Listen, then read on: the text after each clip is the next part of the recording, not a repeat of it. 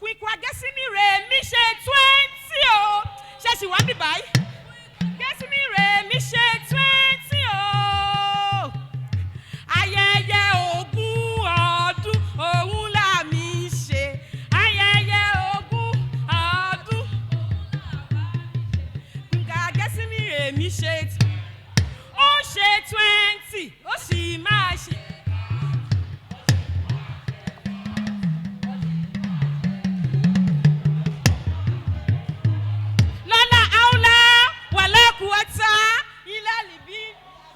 Now,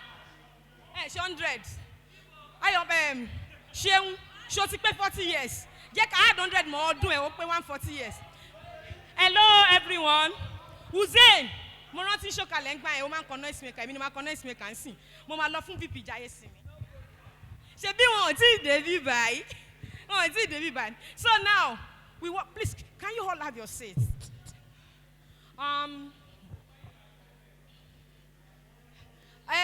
When I came in there the other time, a few minutes ago, the music the musician was singing was Ènìyàn ṣe bí Ọlọ́run ọba, wọ́n ní kò lè possible, wẹ́rẹ́, bàbá bá wa ṣe. Ẹ jẹ́ ká dìde. Ògo ni fún bàbá, ògo ni fún ọmọ, ògo ni fún ẹ̀mí mímọ́. Ó ń bẹ nísìn, bẹ́ẹ̀ ni ó sì máa rí ní ìgbà gbogbo, ayé àìnípẹ̀kun. Àmín. Ó yẹ wá ká fọ́pẹ́ fún ọba wa.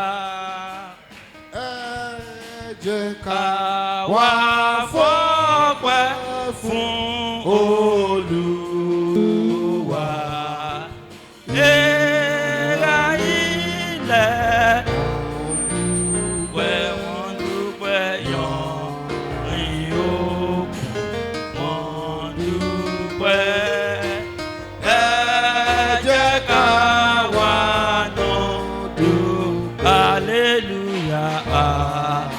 Hallelujah, Olúwa, ẹ jẹ́ ká yìn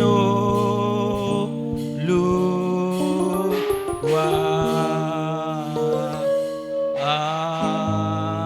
Àmín. Jehovah, Jésù Kristi, Michael mímọ́, Ọlọ́run olórí ọ̀fẹ́, ìwọ ni ọpẹ́ àti ìyìn yẹ. A dúpẹ́ lọ́wọ́ rẹ fún oore ńlá tí ẹ ṣe nínú ayé wa, nínú ilé wa, nínú ìdílé wa. Even àwa tá a pera wa ní Great Molusians tí a fira wálẹ̀ láti 20 years, ẹ tún jẹ́ ká pàdé pẹ̀lú ayọ̀, pẹ̀lú ìdùnnú. A sọ pé ọpẹ́, ògo, ọlá, ìyìn forúkọ rẹ lókè ọ̀run. Ẹ̀mí mímọ́, ẹ gbọ́ ọpẹ́ wa lórí àwọn tíṣà wa nígbà yẹn àti ní àkókò yìí. A dúpẹ́ lọ́wọ́ rẹ lórí àwa student nígbà yẹn táwa náà ti wá di bàbá, tá a ti di màmá. A gbé ọ̀gá, a ṣe ọlọ́ba. Ẹ̀mí mímọ́, ẹ gbọ́ ọpẹ́ wa. Mẹ́ta lọ́kan, ẹ gbà yín wa. Tá a bá rí ẹ̀ṣẹ̀ ní nǹkan tá a ti ṣe àbí tá a fẹ́ ṣe, ẹ̀mí mímọ́, ẹ fàánú dáríjì wá. À ń lọ nínú program tèní, ẹ̀mí mímọ́, ẹ máa bá wa lọ. A pè ìwọ Jésù sí àárín wa gẹ́gẹ́ bí wọ́n ṣe pè ẹ́ sí ìgbéyàwó Kánà àti Gálílì tó dẹ̀ wá ń bẹ̀, tó jẹ́ kójú kó ti ọkọ, ó jẹ́ kójú ti ìyàwó. Àwa náà pè ọ́ sínú ìpéjọpọ̀ yìí. Ẹ̀mí mímọ́, ẹ wà pẹ̀lú wa. Gbogbo ohun tá a máa ṣe lénìí, ẹ lọ́wọ́ sí fún wa. Ní ìparí ohun gbogbo, jẹ́ ká lè yìn ọ́. Gbogbo àwa tá a wá láti ọ̀nà jíjìn, tá a bá ń padà, ẹ̀mí mímọ́, ẹ̀yin tẹ́ ṣọ́ wa débí, ẹ ṣọ́ wa padà sí ibùgbé wa. Ẹ dúró torí kọ̀ọ̀kan wa. Ẹ ṣe Ọlọ́run wa. Ẹ máa bá wa lọ. Jésù Olúwa wa. Àdúrà Olúwa. Kábọ̀ forúkọ rẹ, kí ìjọba rẹ dé. Ìfẹ́ tirẹ̀ ni ká ṣe ní ayé bí wọ́n ti ń ṣe ní ọ̀run. Fún wa lóúnjẹ ọjọ́ wa lónìí. Dárí ẹ̀ṣẹ̀ wa jì wá bí a ti ń dáríjì àwọn tó ń ṣẹ̀ wá.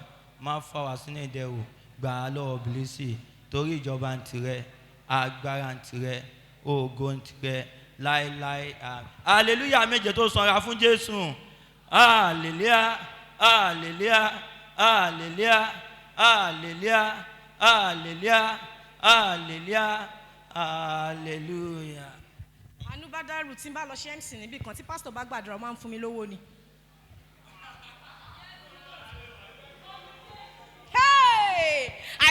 I feel good. Ẹ filẹ̀, ẹ gbójú. Yeah.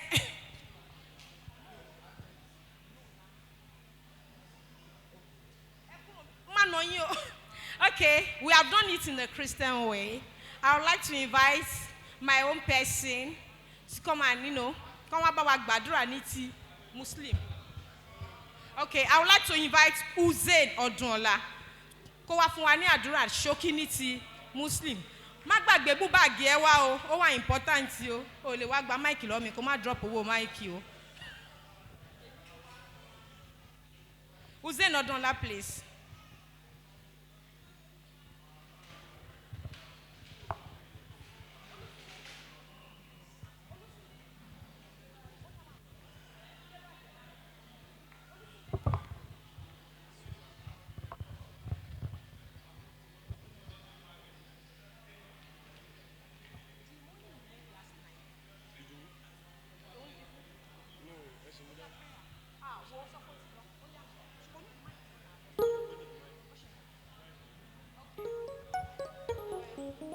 A'udhu billahi minash shaitani rajim.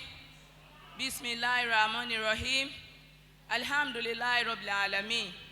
Alhamdulillahi alladhi lam yataizin waladan wa lam yakun lahu sharikun fil mulk wa lam yakun lahu waliyyun minaz zuli wa kabiru takbira. Subhanallah walhamdulillah wa la ilaha illallah. Allahu Akbar. Allahu Akbar. Allahu Akbar.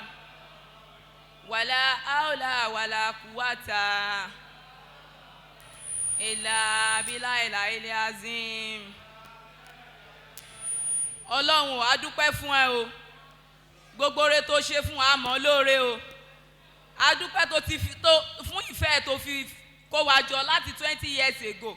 Tọ́lọ́run tún jẹ́ ká tún wá pàdé lénìí láyọ̀ àti àlàáfíà. Ọlọ́run a dúpẹ́ fún ẹ. A mọ̀ lóore, Ọlọ́run gba ọpẹ́ wa o.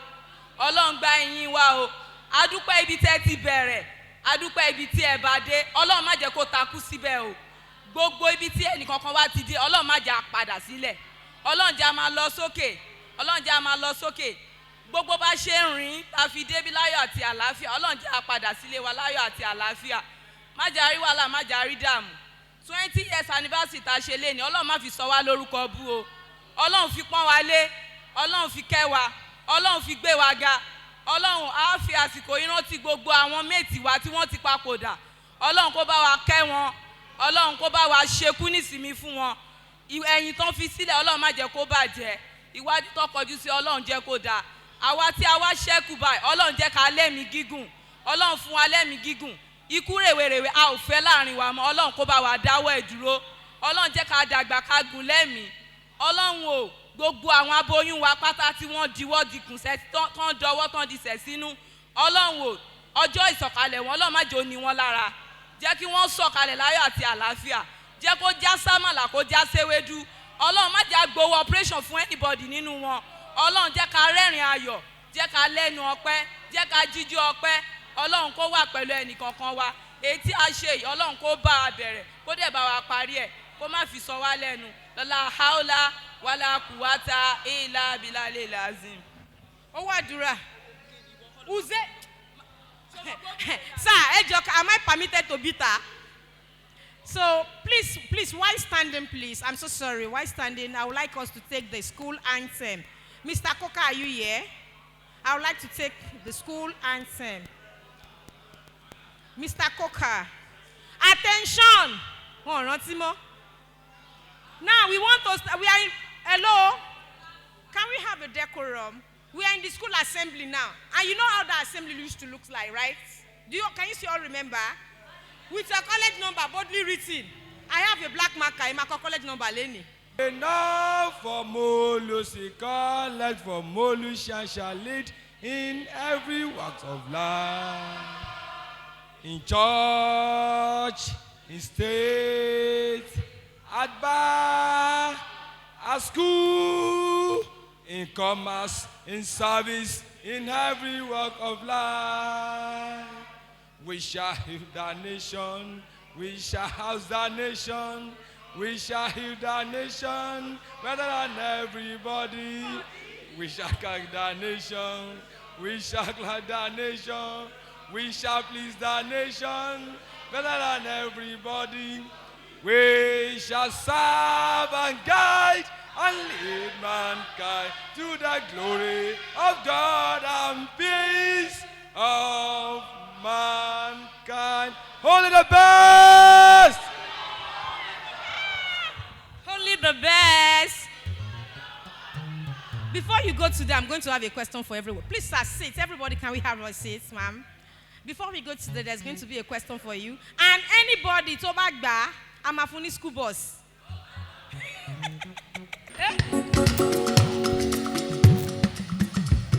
Oyi biri biri biri kan mi o.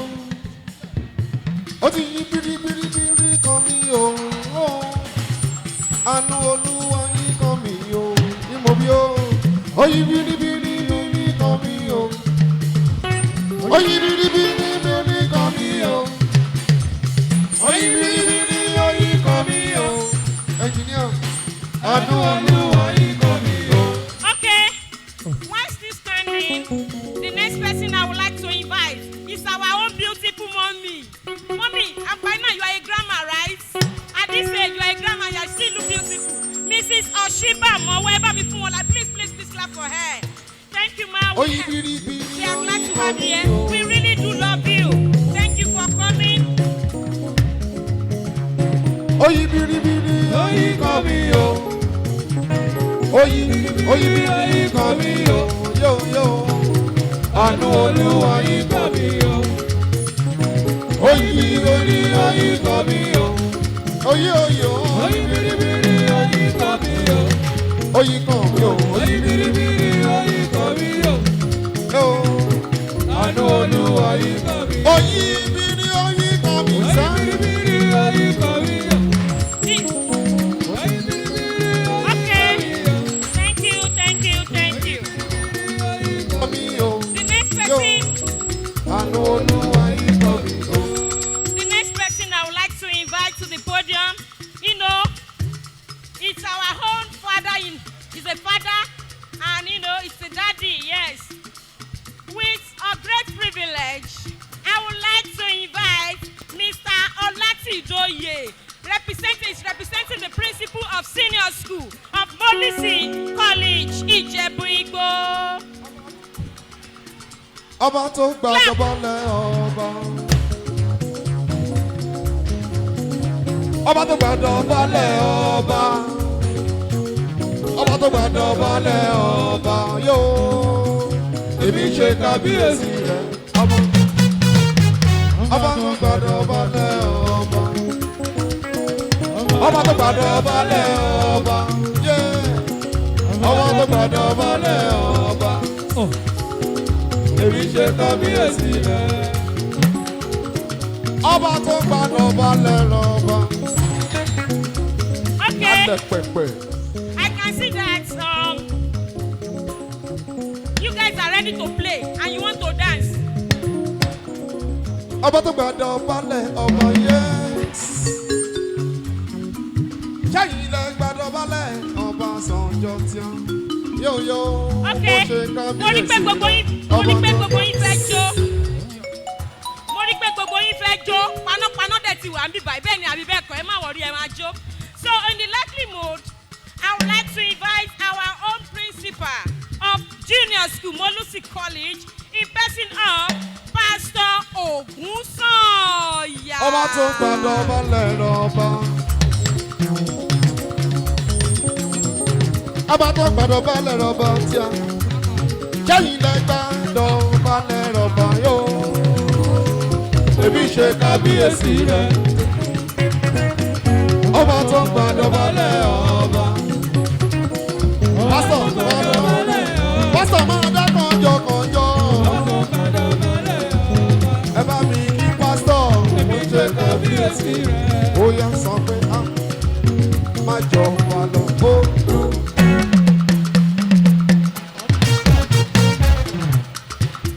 Àwọn 20 years ló ń ṣọdún lọ́jọ́. Òkúnnú bí màá wọlé Ọlọ́láyé máa bá ròde yẹyẹ ọlọ́mọ. Má jọ bọ̀lọ̀ Olúwa.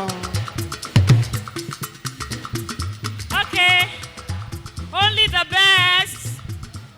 Only the best.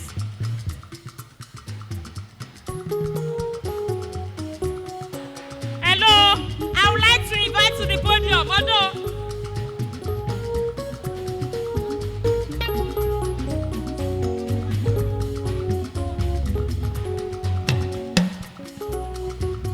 okay, I would like to invite to the podium again.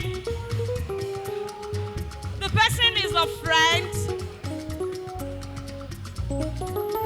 The person is a friend.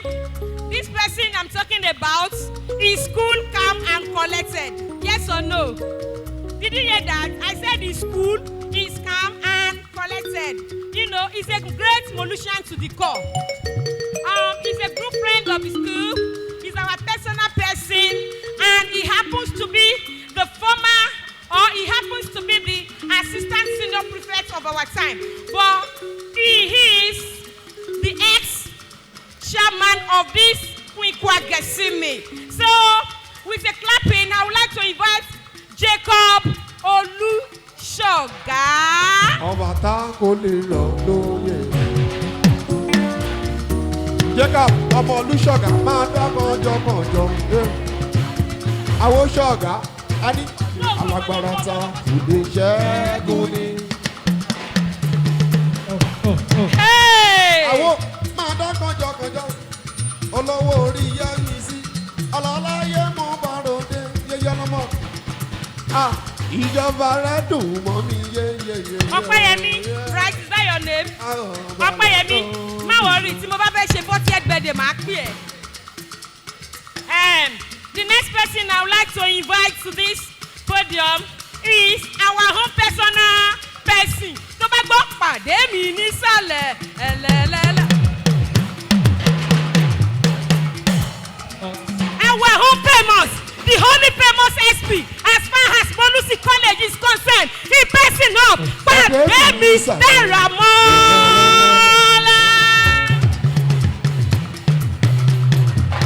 Nítorí ìpàdé ó ti mú mi gbàgbé gbogbo rẹ̀ ìbànújẹ́ ìgbàgbọ́. Pàdé yóò lọ́lọ́rọ̀ mi ní àwọn tèmi. Pàdé ó ti mú mi gbàgbé gbogbo rẹ̀ yóò ìbànújẹ́ ìgbàgbọ́. Àṣewẹ́rẹ́ nítòlúwa. Fúnkẹ́ ọba tí ó pè tó. Mọ̀dá kànjọ ṣe wẹ́rẹ́ nítòlúwa. Fúnkẹ́ yeyeyeye ọba tí ó pè tó. Bóyá ìrìnàjò rẹ̀ gbà lọ́rùn. Ìrìnàjò rẹ̀ gbà lọ́rùn. Okay. Thank you. The next person I would like to invite to the podium is our own personal person. Ọ̀rẹ́ tíá, let me speak in Ibadan. Ọ̀rẹ́ tíá ni, èèyàn yìí, ọmọ tó ṣá proper. Arábìnrin yìí ìwé lóde, gbogbo ọkùnrin yọwọ́ ọṣẹ́. Wọ́n ní bẹ́lẹ̀ yóò bá jẹ́ alẹ́ ẹni, ó gbọ́dọ̀ jẹ́ aya ni. Please, I would like to invite the ASP of girls, the person of Funmilayo Odùsọ̀yà. Òkè wẹ́wẹ́ fún mi. Ìjì nílẹ̀ kò lè dúró níwájú rẹ̀. Ọlọ́run yé ẹbí lóbi o. Yé ẹ tóbi fún mi láyọ̀ Olúwa. Fún mi ó yá mà owó bíi tí ó ti bẹ̀rẹ̀. Owó bíi tí ó bá dé. Owó bíi tí ó ti bẹ̀rẹ̀. ẹ wo ibi tí ẹ bá dé ó yà sọ pé gbogbo òrògo ló yẹ ooo lé ló yẹ ooo gbogbo ló yẹ ooo. Thank you. Hey, thank you. Gbogbo òrògo ló yẹ. Thank you.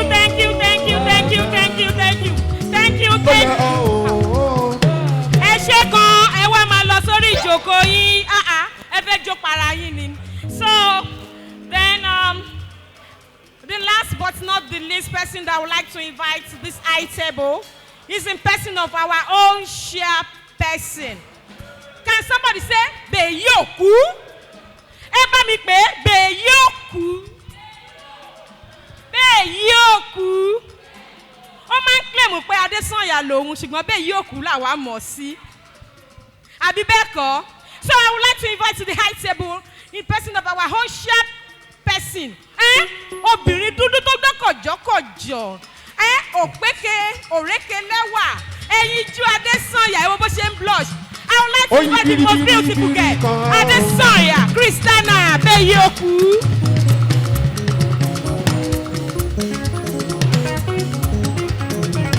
Oyin biri kan o. Oyin biri kan o. Ọmọ Ìbàdàn yé àánú Olúwa yìí kan rẹ̀ o. Ó ti yí kan ẹ̀. Oyin biri oyin kan rẹ̀ o. Máa tọ́jú chairperson dáadáa.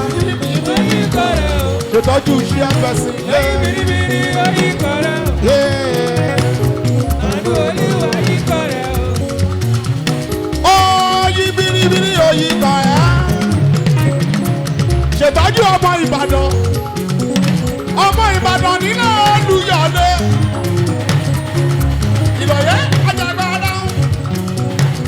Ṣètọ́jú ọmọ Fúnmi. Christiana máa dákọ̀jọ̀kọ̀jọ̀.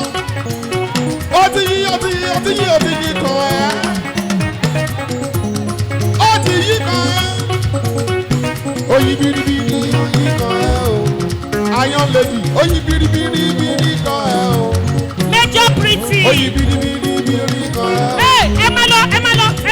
Àánú Olúwa ó yà sọ pé mo ní wọ́n ti mú ẹgbàgbé gbogbo rẹ̀ o. Ìbànújẹ́ ìgbà kan.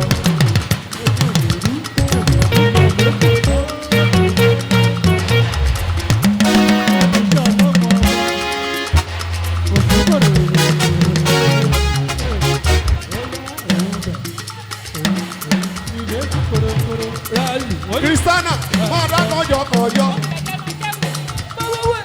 Ṣọ́ọ̀tì mú ẹgbàgbé gbogbo rẹ̀ sẹ́ ìbànújẹ́. Àṣewẹ́rẹ́wẹ́rẹ́ àṣewẹ́rẹ́ ní Báyọ̀ Ọpẹ́yẹmí pa ìlú yẹn. Ọba tí ó pè é. Ọpẹ́yẹmí pa ìlú. Ṣíàbẹ̀sì àṣewẹ́rẹ́ ní Ọpẹ́yẹmí. Ọlọ́láyé mo bá lóde. Ọba tí ó pè é. Ó yá máa gbọ́. Ìrìn àjò rẹ̀ gbà lọ. Ìrìn àjò rẹ̀ gbà lọ́dọ̀.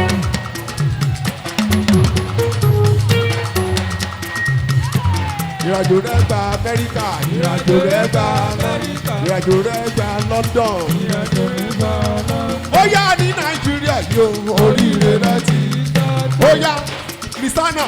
Gẹ̀gẹ̀tì gẹ̀gẹ̀tì gẹ̀gẹ̀tì gẹ̀gẹ̀tì gẹ̀gẹ̀tì gẹ̀gẹ̀tì gẹ̀gẹ̀tì. Hello. Praise the Lord. Salam alaikum. Hey. Oh yeah,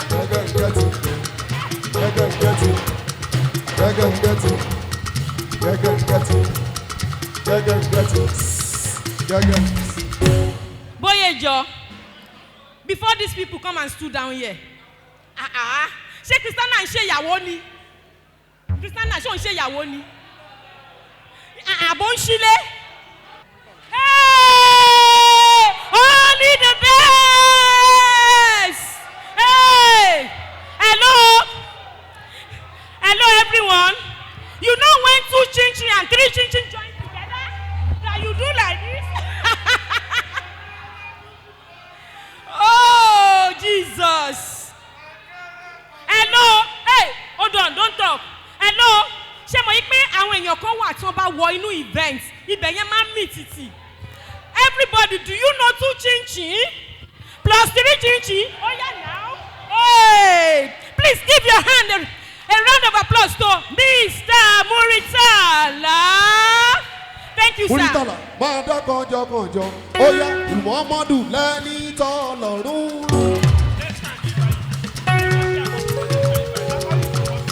Aláàánú fún gbogbo àgbáyé. Gbogbo ìgbà tójúmọ́ ọba ti mọ́. A ó máa yìn ọ́ ní mú wọn yé. Muhammadu lẹ́ni tọ́lọ́run. Okay. Hello. Ẹ ṣé gan. Ó yẹ Muhammadu. Another person that I would like to recognize in our presence. You know, when two cells died in a woman being, you now draw algebra with a amoeba. You don't have a sharp object like pencil, afẹ́jẹgba. With due respect, rántí biology ni. Biology. No, subject tí mo fail jù ní Molusi biology ni. Because of drawing. No, Agbejule, this is wrong. Go and redraw. Ọ̀gá mi sir, gbogbo fail tẹ́ máa ń fún mi ẹ mọ̀ pé máa fún mi ní A1 lẹ́nu. So, with a clapping ovation, let's recognize our own biology teacher in person of Mr. Ademefun. Ọlọ́run mi mo mọ́pẹ́ tó dàbọ̀. Ademefun máa dá kànjọ èèyàn pàtàkì. Ọlọ́run mi mo mọ́pẹ́ tó dàbọ̀. Èmi tó ṣe láyé ìwà ló yẹ. Ọ̀nàrẹ́bù Ọlọ́run mi mọ́pẹ́ tó dàbọ̀. Ademefun máa dá kànjọ mọ́pẹ́ tó dàbọ̀. Èmi tó ṣe láyé ìwà ló yẹ. Ọlọ́run mi mo mọ́pẹ́ tó dàbọ̀. Bóyè jọ. Oyè ológo. Ọpẹ́yẹmí. Yé mo mọ́pẹ́ tó dàbọ̀. Ọpẹ́yẹmí. Ọpẹ́yẹmí. I wanted to use Mr. for you, but me ní pè ní Mr. O deserve Mr. látẹnu mi. Mr. Muritala, are you here with your cane? Ẹ bá mi fún ní 6 strokes of cane. Don't disrespect me for now. So, the next person I would like to recognize in our home midst is our deputy or our vice chairman in person of Eba Mikparo Koka Dabai. So, Olugbenga Adeye, ma binu, e ma fún mi right place meta. Our own vice chairman in person of Gbenga Adeye. Where is he? Only the best. Ọkùnrin kúkúrú tó ń mú igbó kìkìkìjì. Nígbà tí mo gbọ́ lánàá pé Adéyẹ ti bímọ 12, mo ní ìwọ kékeré yìí náà. It's okay. Ó dẹ̀ náà wò tí ready àti hang boots. Yes, I would like to, recognize the presence of or recognize our past chairman in this group as far as Quinquagesimi is concerned, in person of Agbasale Adetayo. He's in diaspora, but I'm sure he's being host, right? Yes, so Efunlatiewo Agbasale, we love you, we love you, we love you, we love you, we love you, we love you, we love you.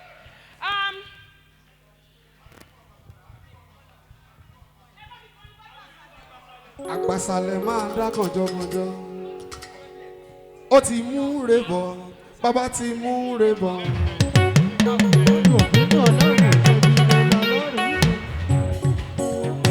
Ó ti mú re dé, ó ti mú re bọ̀, ó ti mú re bọ̀, ó ti mú ayọ̀ ìgbàlódé yóyó.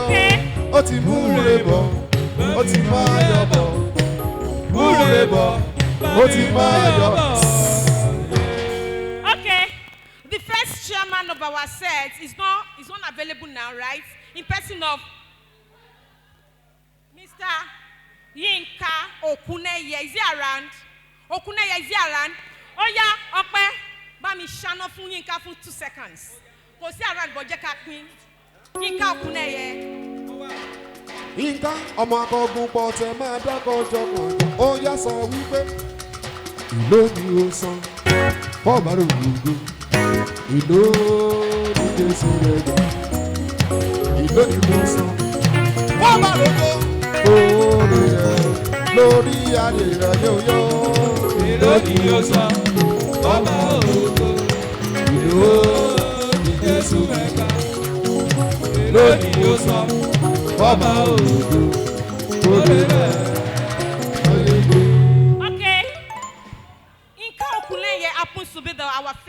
chairman of this set. Followed by, I would like to recognize our own person, second chairman of this our set, in person of Owolabi Otusoya. Is in abstention. ọmọ tún sanya máa dákanjọ ó yá sọ wípé gẹ̀ǹgẹ̀tì gẹ̀ǹgẹ̀tì gẹ̀ǹgẹ̀tì gẹ̀ǹgẹ̀tì gẹ̀ǹgẹ̀tì gẹ̀ǹgẹ̀tì ẹjọ́ sọ bẹ́ẹ̀ owó làbí ni ọmọ tún sanya ọmọ bá ní ọmọ grandma nurse. Grandma nurse.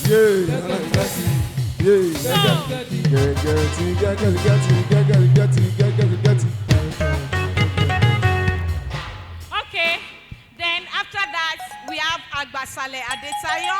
After Agbasale Adetayo, we have Awoshoga Jacob. Then after Awoshoga Jacob, then we have our beautiful pretty major here, our Iron Lady, Christiana Beyoku Adesoya. So on this note, I would like to drop the curtain I have tried for today. I still remain my humble self, Agbejule Oyefolake. Stay tuned and enjoy the rest of the program. Àpèjúlé máa dákanjọ ó yá sọ wípé gẹ̀gẹ̀tì gẹ̀tì gẹ̀tì gẹ̀gẹ̀tì gẹ̀tì gẹ̀gẹ̀tì gẹ̀tì gẹ̀gẹ̀tì MC ọmọ wa Aziz Honorable mi o Seriki máa dákanjọ Ewa ọba Thank you. Firstly, I appreciate God and to all my daddies on the high table. Because if not be for you people, I don't know where for day. To the glory of God, we did ours last year, and I can see our teachers ably represented also here today. Virtually, I want to happen last year, no, and we appreciate that. Thanks for the knowledge. Thanks for having the impact in our life. Eshe Gonsa.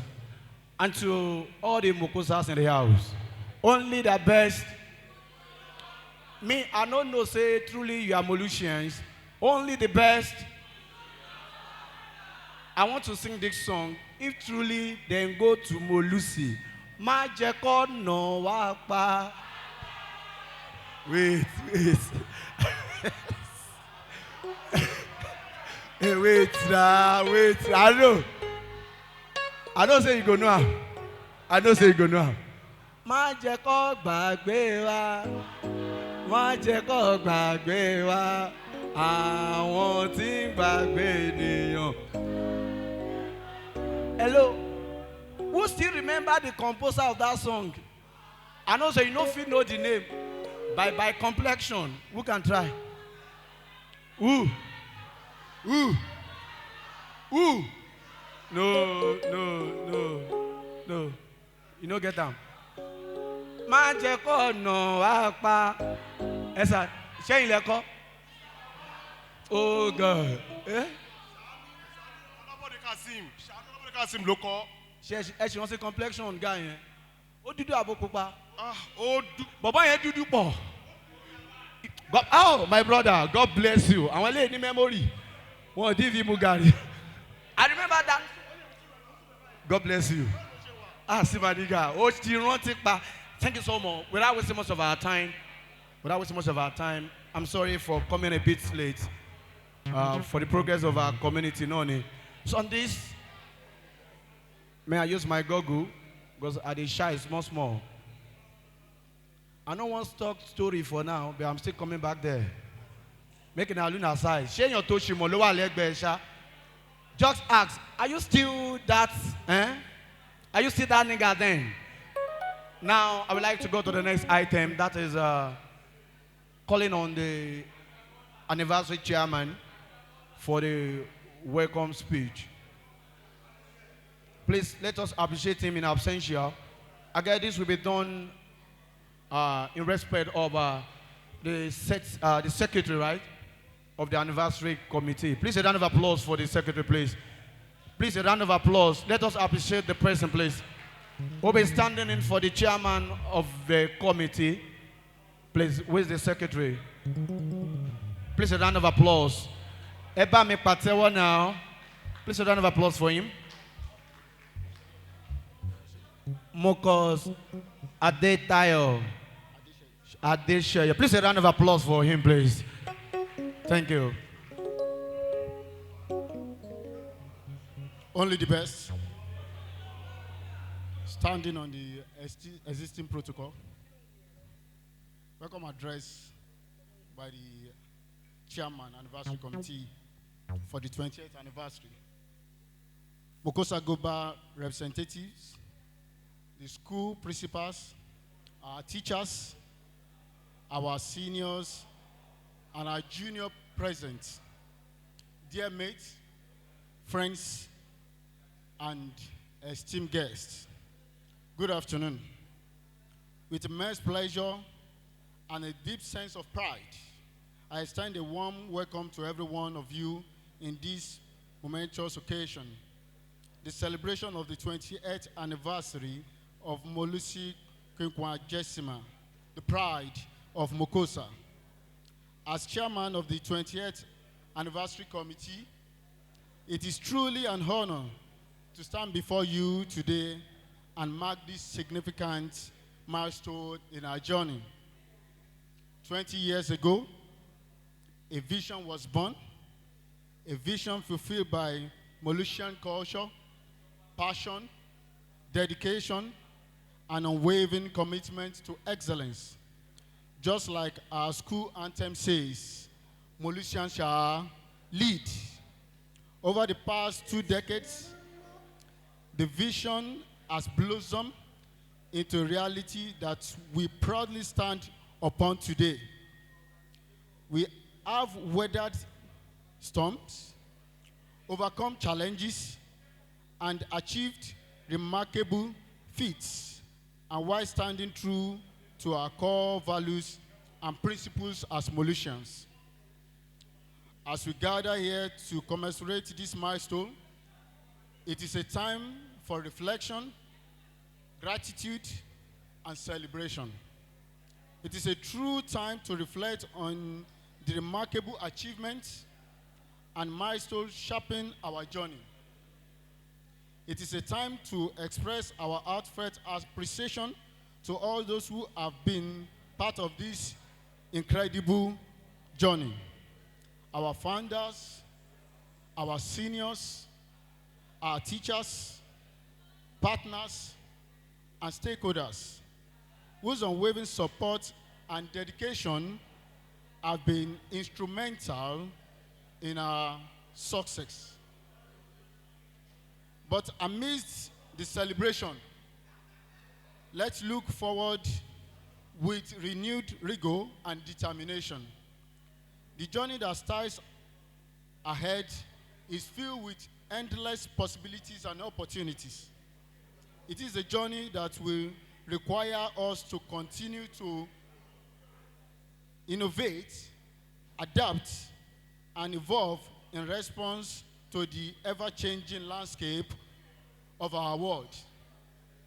Together, let us embrace the future with confidence, courage, and optimism, knowing that the best is yet to come.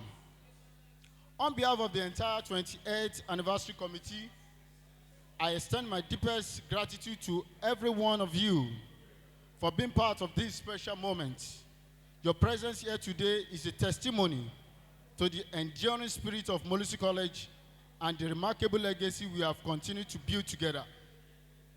So let us raise our glasses, not just in celebration of the past, but in anticipation of the brighter future that lies ahead. Here is to 20 years of excellence and to many more years of togetherness, innovation, excellence, and growth. Only the best. Ola Shile Babatude Adedoyin, PhD, college number 12,319, 28th Anniversary Committee Chairman. Thank you very much. Please, a round of applause. Let's appreciate the speech from the chairman. So most of my dealings here this afternoon gonna go along with our school songs. Ilé ìwé Molusi. Let's go. Molusi, let's go. Right now. Ọmọ ẹ̀gbọ́n kò má bọ̀ ní Molusi. Fọgbọ́n ṣeun. Wow. Applause. Appreciate yourself. Jam your hands together for yourself. That is a very wonderful one. Despite the hardship of this nation, we now still remember our school song. I remember one story I want to share for you. Now, husband died. The wife come dey cry, yeah, my husband, yeah, Eje Kimbalo. He get one man where they only. Ekurumbe, Ekurumbe, Iyashola, ya bossy no sare yen je ko gba pẹ̀lẹ́ lórí. They no force her. Now jejely she stopped crying. That is one thing about life. Right now, without wasting our time, let me go to the next one. And that will be calling on the next man to do something here. In person of Mokos Ayola Oluwaseun Umar. Please, a round of applause for him. This very wonderful one. Yes. Thank you.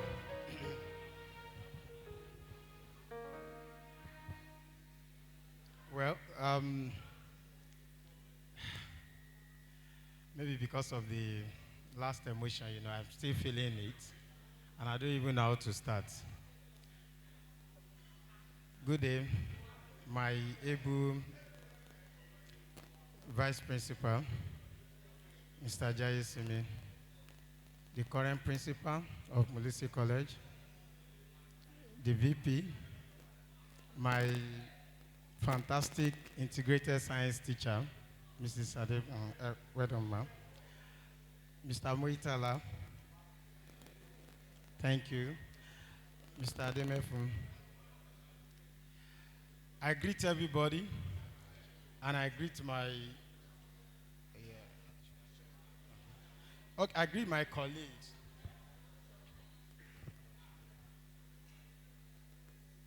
Today, I've been invited to talk on this theme of our program. Please, let's maintain decorum, because my speech will tell us where we are going to from now.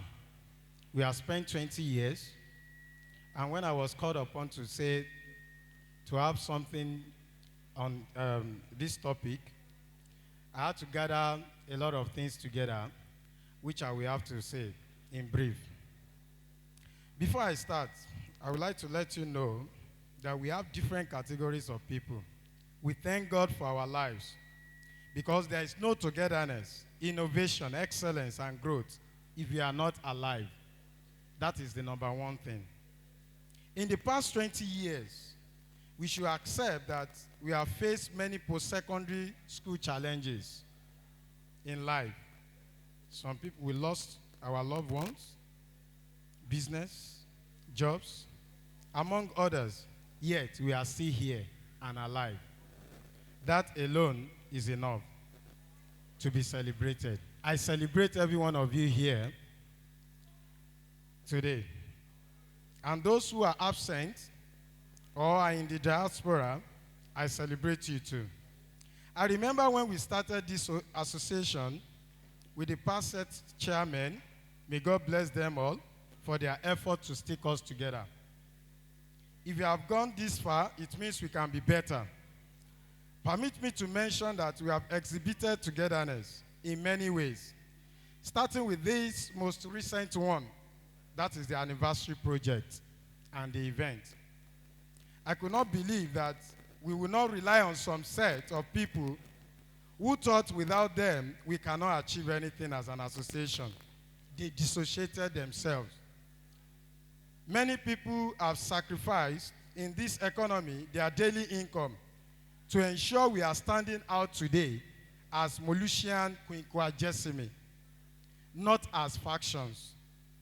This can only be done when we forgive and forget all our shortcomings and still believe in unity. I give it to our set chairperson, Mrs. Christiana Adebusola Adesoya, for her strong will and steadfastness to ensure this is done. In the 2 decades, we have captains of industries as members now. We have educationists who are performing wonders, like our former teachers. We have got medical doctors, pharmacists, researchers, artisans, car dealers, caterers, publishers, traders, to mention but a few. We have recommended each other for job. Which other growth have we not had? I am sure that we have offended each other in so many ways, but this is part of growth.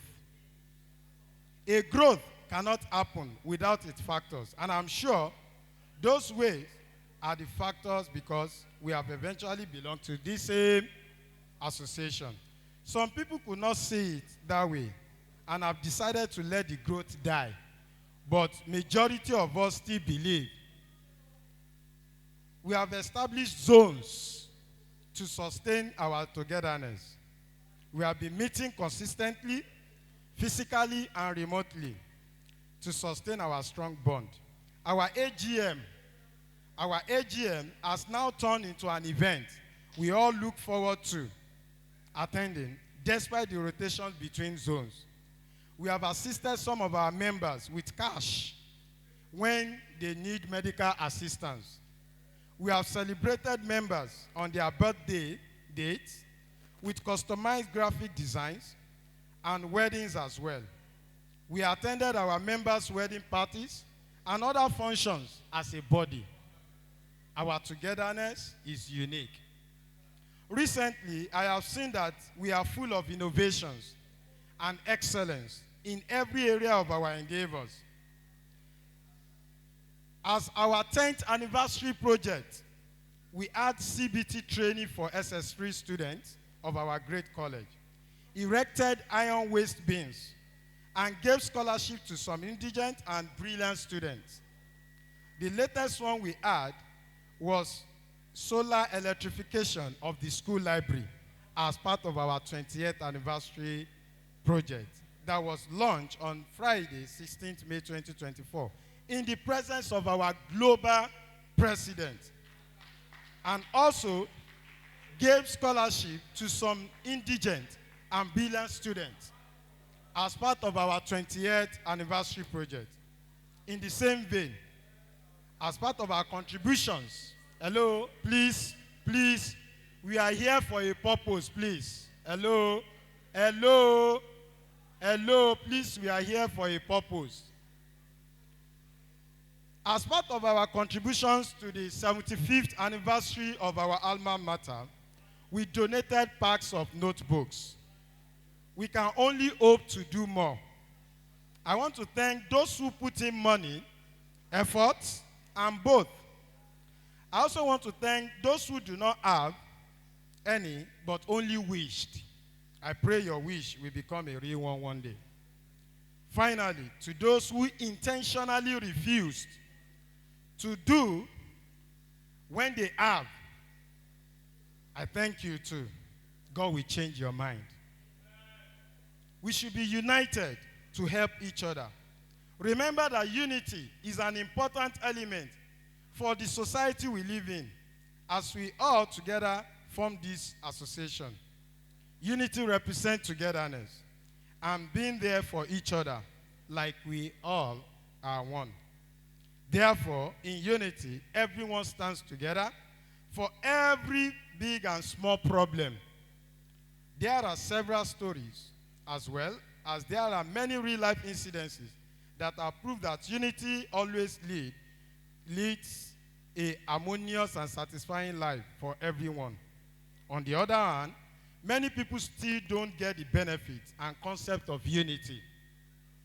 To this end, it means that there is no innovation without unity, which is why it is late to come up with ideas and could have uplifted our members more than our present stage. If at this stage of our life, we still do not see that the association can bring growth in our life, then there is no need for it after these 20 years. I want everyone, home and away, to join hands and bring up innovations that will show excellence in us and eventually give us the needed growth as an association. Even though we have grown, I believe 20 years is enough for us to have more than what we have now if we were united.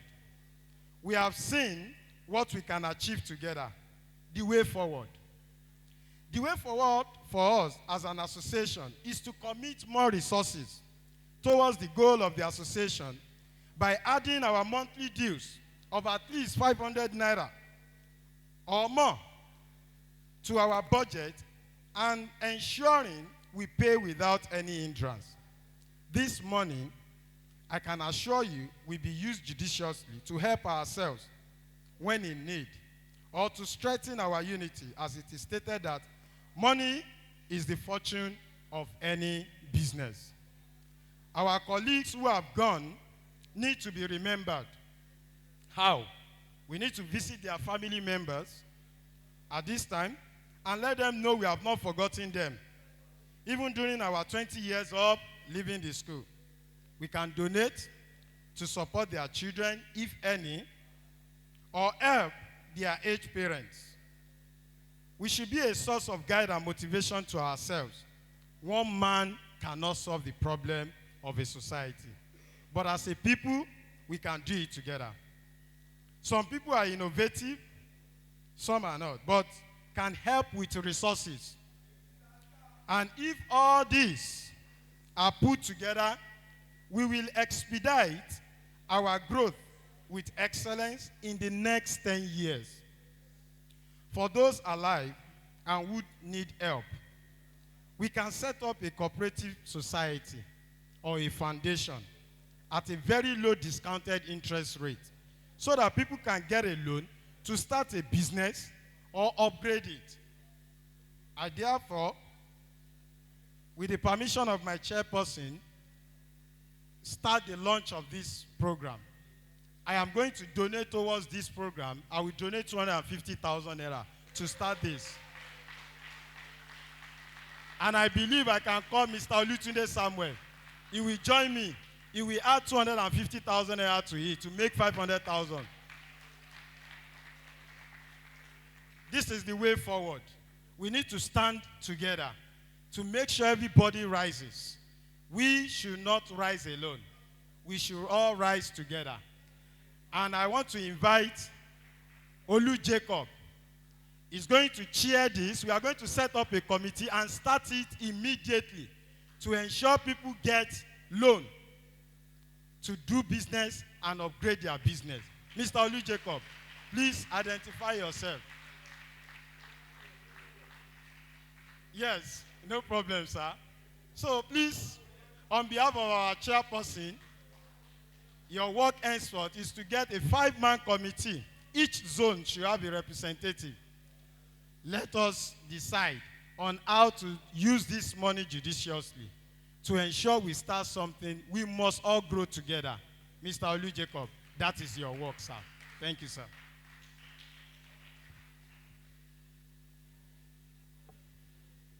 Now, on a final note, according to Dr. Jeff DeGraff, as an association, we have the tendency to implode, tendency to destroy ourselves.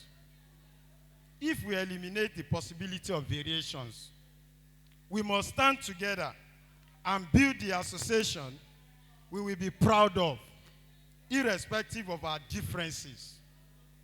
We must not allow inferiority complex to win us. If we do not have today, I believe with hard work and focus, we will have tomorrow. It is certain that our life is going to be the best because we are only the best. Thank you for listening. God bless you.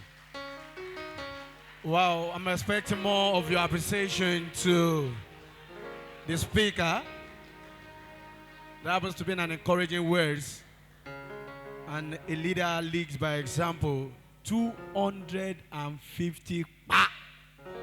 For this session, just like I have someone here also, on behalf of him, I can donate to Cool Prince 500 per. A round of applause. You know what? Cool Prince. Baba Casey. Opa Casey is here. He can even do more than that. But I believe he can still start with 500,000. Consider it done. Please a round of applause for him. Yes. I knows him. I know he can do more than that. When my brother called Olu Jacob. All right? If you want, okay, I have Serikil also in the house. Yes, please, a round of applause. Wow. This my goggle. You know what? You know what? This time we are now is all about money. Mr. Seriki, how much are you donating towards this project? Can I? No, so new group, okay. All right. Okay, Molusians are coming. Will you give them weight? Oh yeah, yeah, oh yeah, yeah, oh yeah, yeah. Molusians are coming. Will you give them their way to go? Thank you very much. Only the best. Only the best. Only the best. Yeah, I would stand on the existing protocol and want to appreciate our daddy and our beautiful mother in our midst. And also special recognition will go to the set chairperson rather, and to my able boss, the senior prefect of our set, my assistant senior prefect, female, to all ESCOs, or let me say, to all prefects and ESCOs of our sets, and to all past chairmen of this set. So, I'm going to come with a brief history, and I want everybody to listen. Lai, I need you here. Please, sir, come here, sir. Please, sir, come here, sir.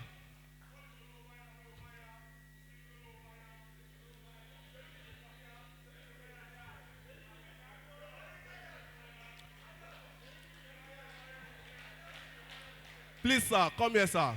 In order to make this interesting, I want you to brainstorm on my behalf. I need you beside this guy. I need you for one official work. Please, sir, sit down, sir. Please, sir, you are going to do something for me. You will know very soon. All right. So, I'm going to come with a brief of history, and I'm going to go this route. I want us to remember, and you are going to bear me witness. You are going to bear me witness, sir. I want us to remember how we started this. And the chairperson was saying this yesterday.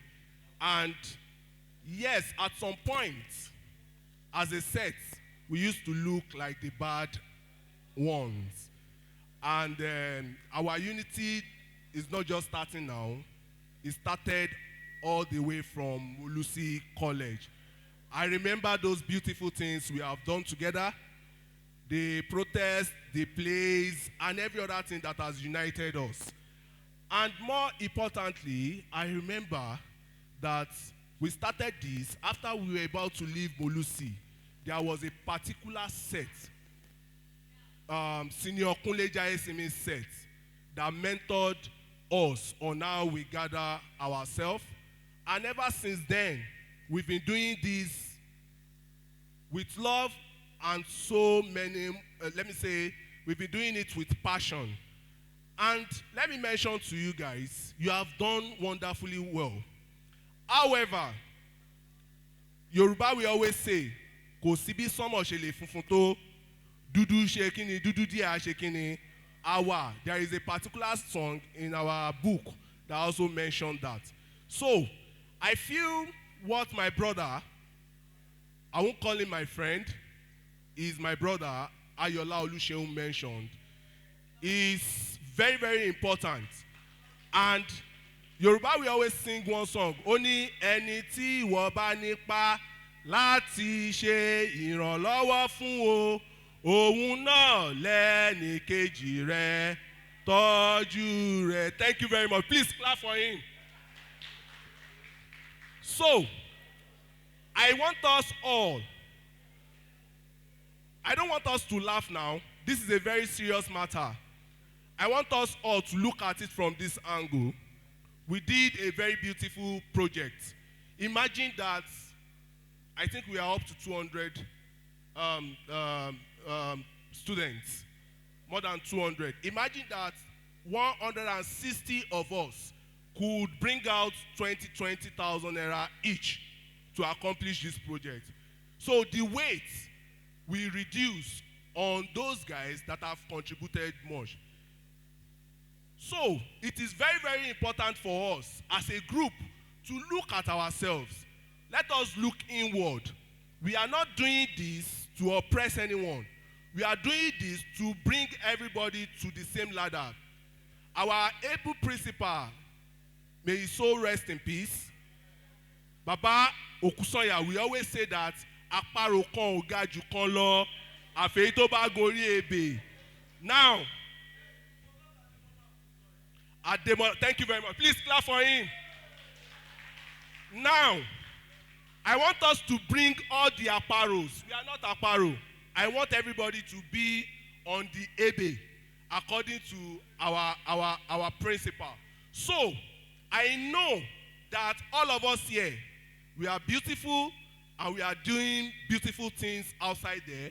We have professional cybersecurity experts here. We have doctors, PhD holders. We have lecturers. We have people in academics. We have people doing wonderful things. And I'm going to start by calling in one rule. You can never tell me no. I know they agree for anybody.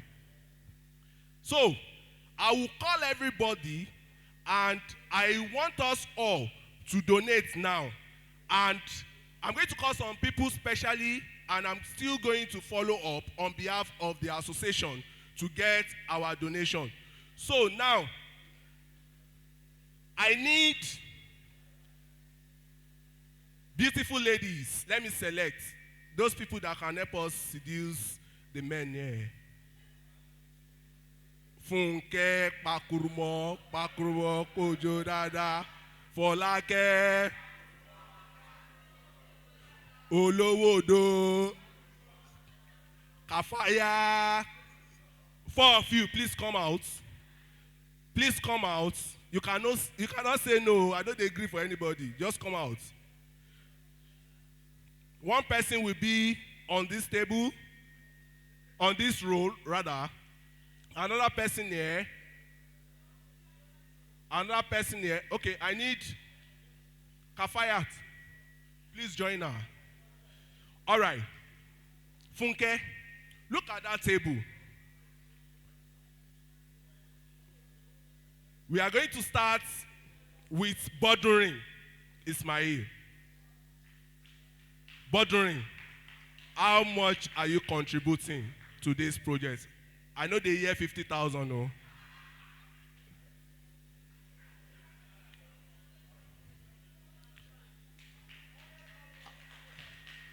Thank you very much. 100,000 naira from bordering. Please, the secretary, the anniversary secretary, please help me note it down. Please. Our Oga photographer, how much are you contributing? I know they hear 50,000. No, no, don't chat me. No, that is 419. That is scam. Let us know now. I may not announce it. Just tell her.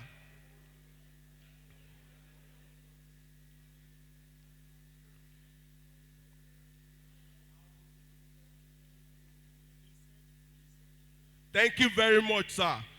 500 million from our photographer. Thank you very much, sir. Mr. Okufeso, I know they hear 80,000, no? I know they hear 100, sef. Sheyi Okufeso. Okay, noted. How much? Is it a big value or small value? 500,000. Thank you very much, sir. Okay.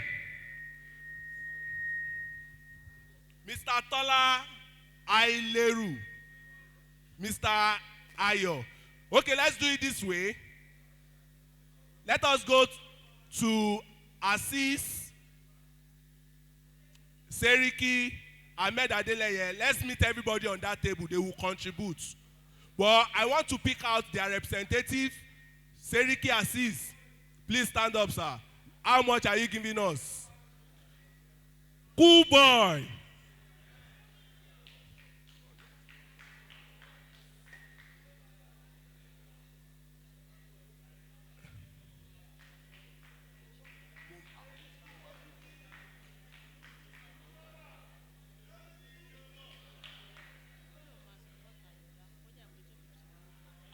Cool boy.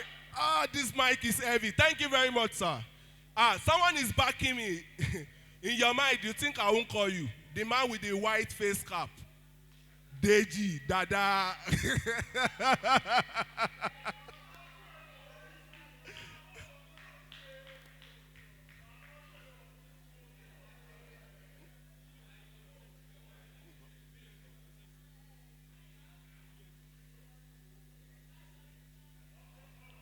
Eat, mama.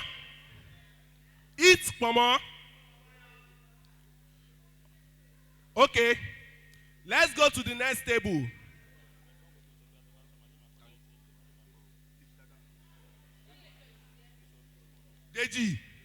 Deji. Oh, ní dójútọ̀ rẹ o. Hello. Coded àbí jẹ́ kó wá bẹ́ẹ̀ jẹ́. Lọ́ba.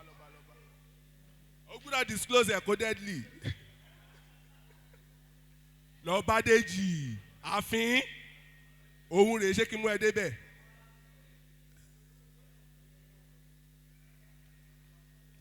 Okay, let's move to that next table. I can see our beautiful ladies there. Our beautiful ladies are sitting down there. Okay, thank you. Eat mama. Thank you. Láyí. O escape àbí. O yìí máa padà wá sókè o. O máa sanwó. Ẹ fi èmi àti Láyí lẹ̀. Okay, let's move to the next table. Please, look at those men. See my guy there, Jonathan Arali. Dairo. Agbabola. Please go to that table. Funke, are they your friends? Are you being partial? Please collect their donation. All right. Irọ́ ló pa. Gabriel, irọ́ ló pa. See Gabriel there, go and collect 250,000 from him. Okay. Gabriel, irọ́ ló pa.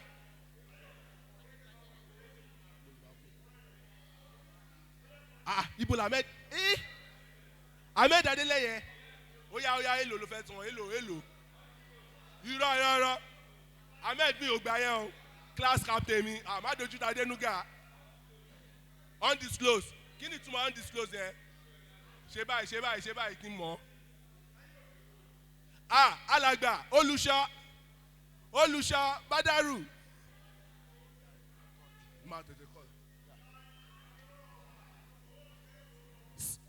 Gabriel. Please, help me meet Gabriel. Please contribute to this matter. All right, thank you very much. Okay, let's come to this lane. Ayola, do you still want to add more? All right, thank you very much. All right.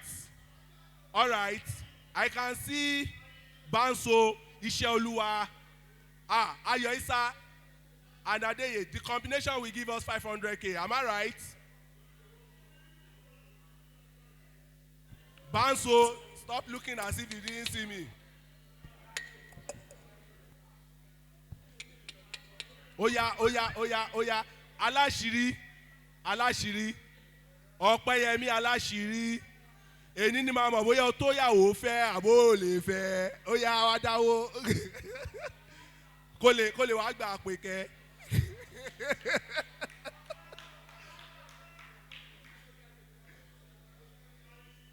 Ọpẹ́ ọkùnrin tí ẹsẹ̀ ń tó bí mi pé ló lè máa dá.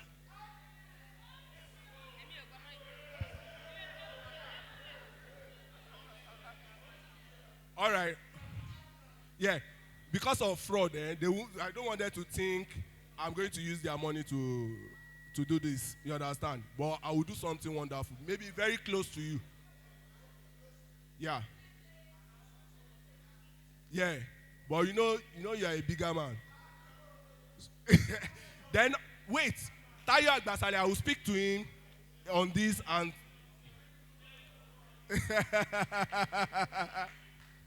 Please, a round of applause. That is a very wonderful one.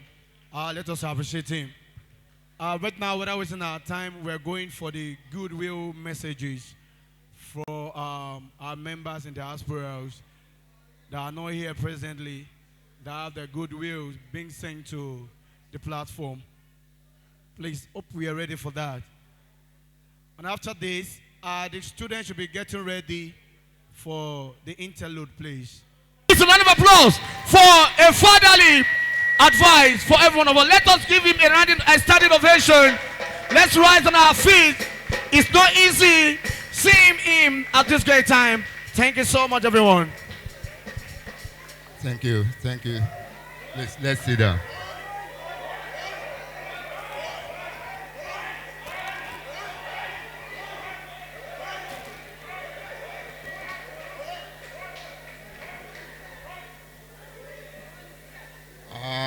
Maybe you want me to call you the way I used to call you then.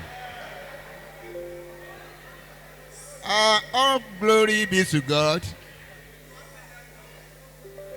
I don't want to take much of our time. I believe the Mr. Quinquagesimi of those years has metamorphosed into another Quinquagesimi. Yes. Some will see me in town. Excuse me. Yes. Education will always bring the change in one individual. I want to thank God for the lives of those of you who are gathered this afternoon for a reunion. It is always good to look back.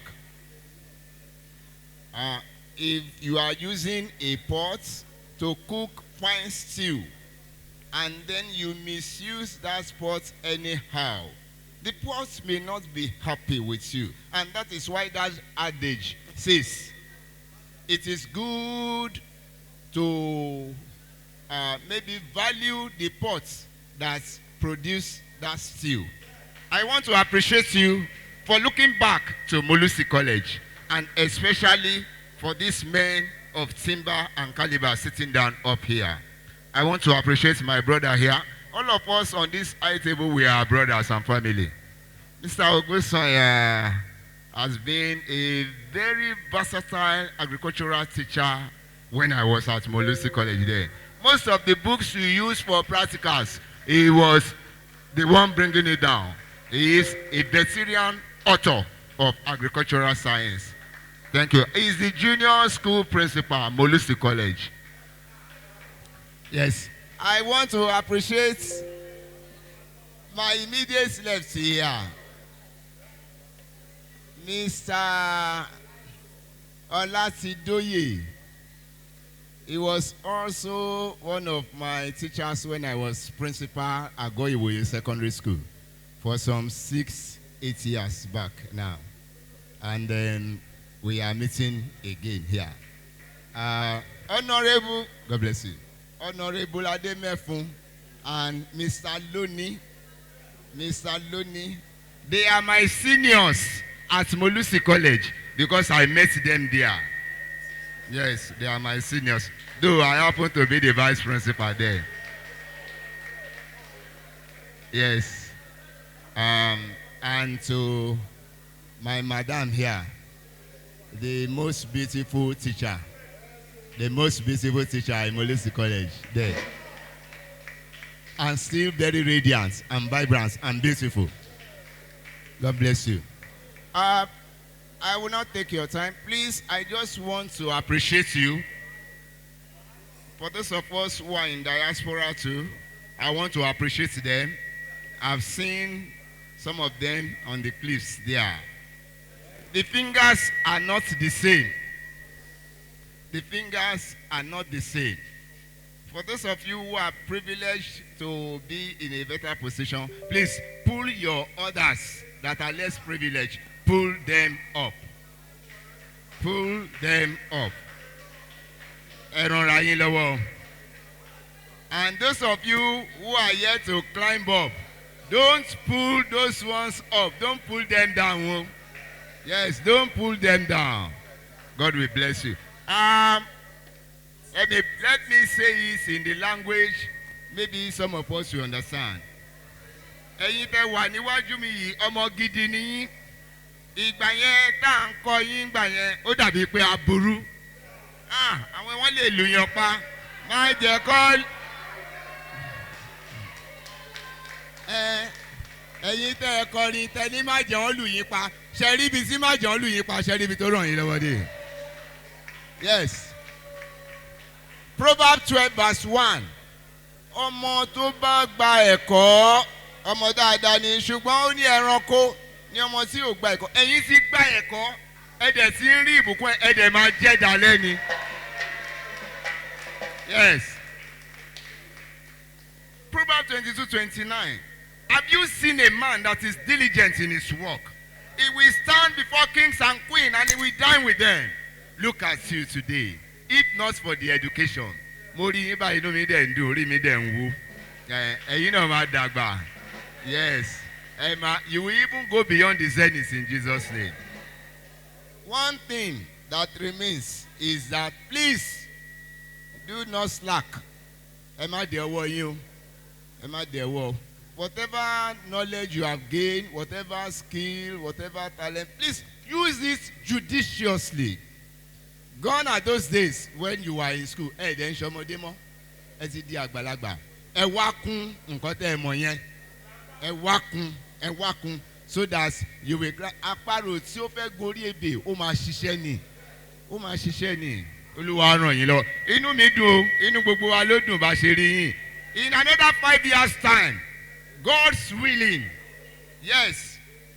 Kò sí nǹkan tó burú nú ẹ̀. Bẹ́ẹ̀ bá gbé school bus wá fún Molusi College. Ẹ ṣẹ̀ṣẹ̀ bẹ̀rẹ̀ ni. Yes, ẹ ṣẹ̀ṣẹ̀ bẹ̀rẹ̀ ni. God will spare your lives. God will take care of your family. You will not have any untimely deaths. All of you will excel in Jesus' name. Please, a round of applause. Let us appreciate our Father.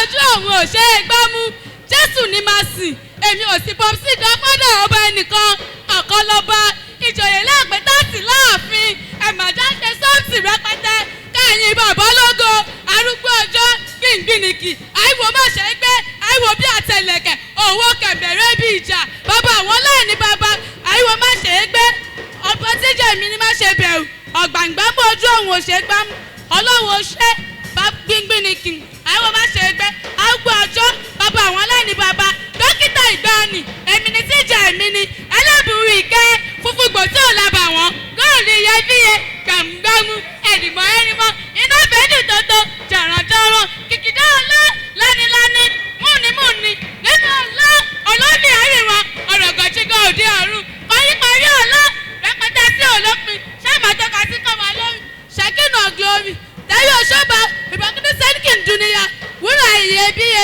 yàgbàmù òde ọ̀run aláwọ̀ ọ̀run lẹ́ẹ̀kan ṣoṣo.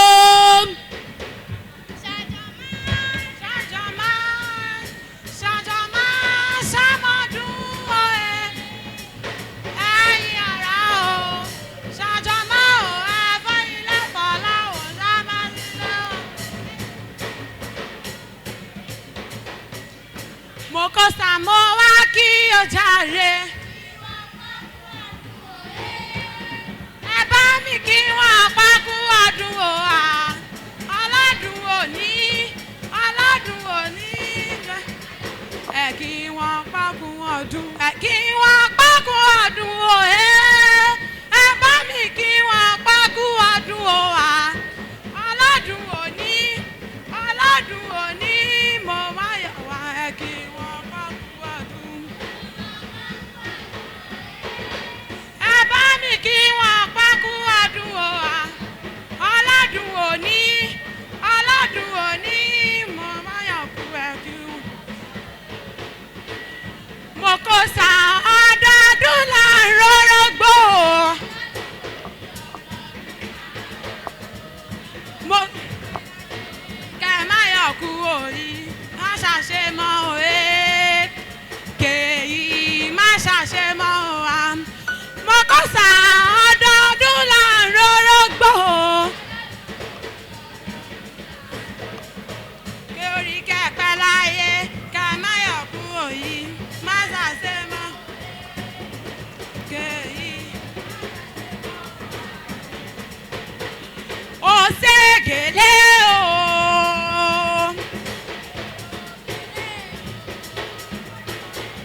ó ṣègèlè o. èrègèlè o. ẹni roko ẹni rodo ẹ sáré wá sí Molusi àmì ṣàdúrà. ó ṣègèlè o. èrègèlè o. ẹsẹ̀gèlè o. èrègèlè o. ẹni roko ẹni rodo ẹ sáré wá sí Molusi àmì ṣàdúrà. ó ṣègèlè o.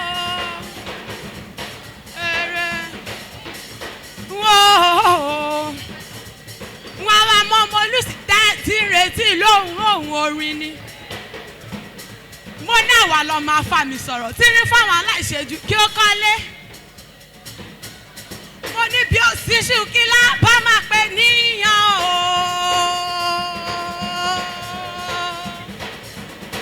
mo ní bí ó ṣèlúbọ kí lábá máa pè lọ́ká. bí ó ṣàgbàdo kí lábá máa pè lẹ́kan yangan. àní bí ó ṣàgbé kí lábá máa pè láàárọ̀ o. bí ó ṣàlùkò kí lábá máa pè lóṣù. bí ó sì lékelèké kí lábá máa pè lẹ́fun. àní bí ó ṣàlọ́run kí lábá wa pè láwa mọ̀kọ́sà. àwa dúpẹ́ pé kì í ṣe ènìyàn ló fún wa lẹ́bùtà wa o. èrègèlè o. ó ṣègèlè o. èrègèlè o. ẹni roko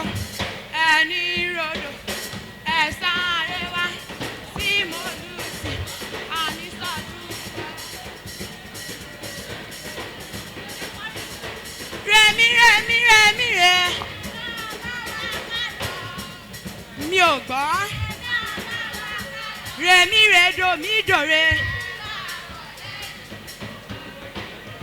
Ẹ máa bọ̀ lẹ́. Rèmi rèdò mi dòre.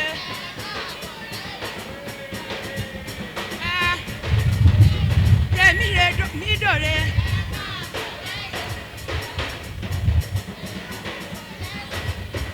Ẹ máa wojó, ẹ máa wojó, oníjọgbàjú ẹ máa wojó.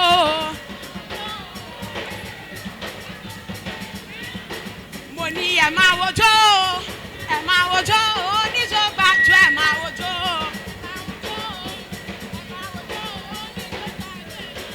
Àní ẹ máa wojó, mo kọ́ sàgbàjú ẹ máa wojó.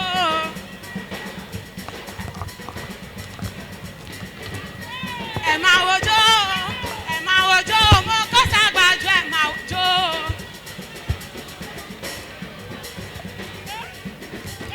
Ẹ máa wojó, mo kọ́ sàgbàjú ẹ máa wojó.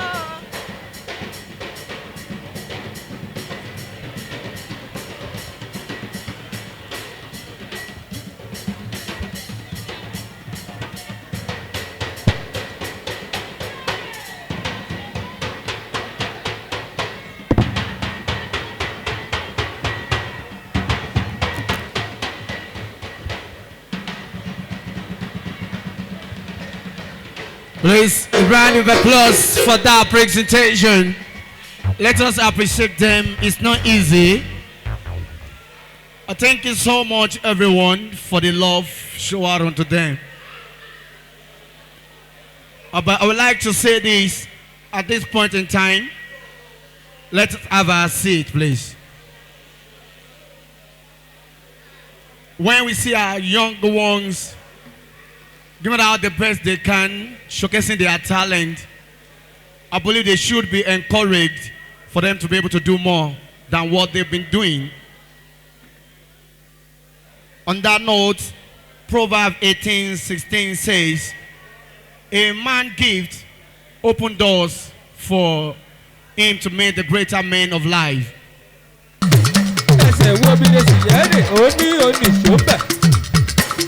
Láyíwọlá máa dá kànjọ̀kànjọ̀ Azeez ọmọ sẹ́ríkì yé ló ní tèmi. Àtúnlẹ̀ jòjòjòjò ló rẹwà. Olúwa ṣe ó pọ̀ jù bẹ́ẹ̀ lọ. Àǹtákì rẹ Ọlọ́run mi tó lógo. Òrè rẹ má ti pọ̀ ju ọpẹ́ lọ. Ọpẹ́ ò bá báwo lè tóbi. Ẹ kọrin ìtọ́jú Azeez sọrin. Láti tọ́jú táwà kálítì. Ẹ kọrin ẹ bá wà kọrin Jèhófà. Ìyá kọrin ó yà sọ pé lẹ́bàlẹ́bà odòjọ́ ọ̀tọ̀ ni. Àwọn áńgẹ́lì Olúwa. Ẹ jẹ́ ká jọ ṣe wọ́pọ̀ kájọ rí Jèhófà. Yóò bá lọ. Ayọ̀ láyé. Odòjọ́ ọ̀tọ̀ ni. Ṣètọ́jú skul bọ̀. Áńgẹ́lì Olúwa. Túmọ̀tìmọ̀ ayọ̀. Kájọ ṣe wọ́pọ̀ kájọ rí Jèhófà. Yóò bá lọ.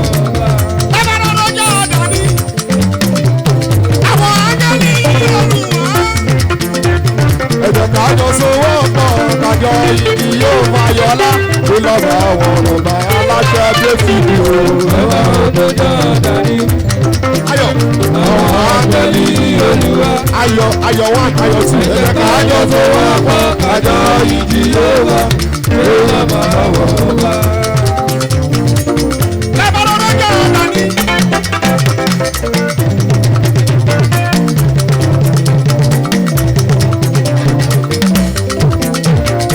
Àwọn áńgẹ́lì Olúwa ìtumọ̀. Ẹ jẹ́ ká jọ sowó pọ̀ kájọ ìdí yóò wá láyé. Ó lẹ́bà àwọn lọ́ba lẹ́bà. Ó jọ ọ̀dọ̀ mi. Àwọn áńgẹ́lì Olúwa. Ẹ jẹ́ ká jọ sowó pọ̀ kájọ ìdí yóò wá. Ó lẹ́bà lọ́ba. Ó yá sọ wípé ó ṣe ohun tuntun láyé mi kò dáwọ́ dúró.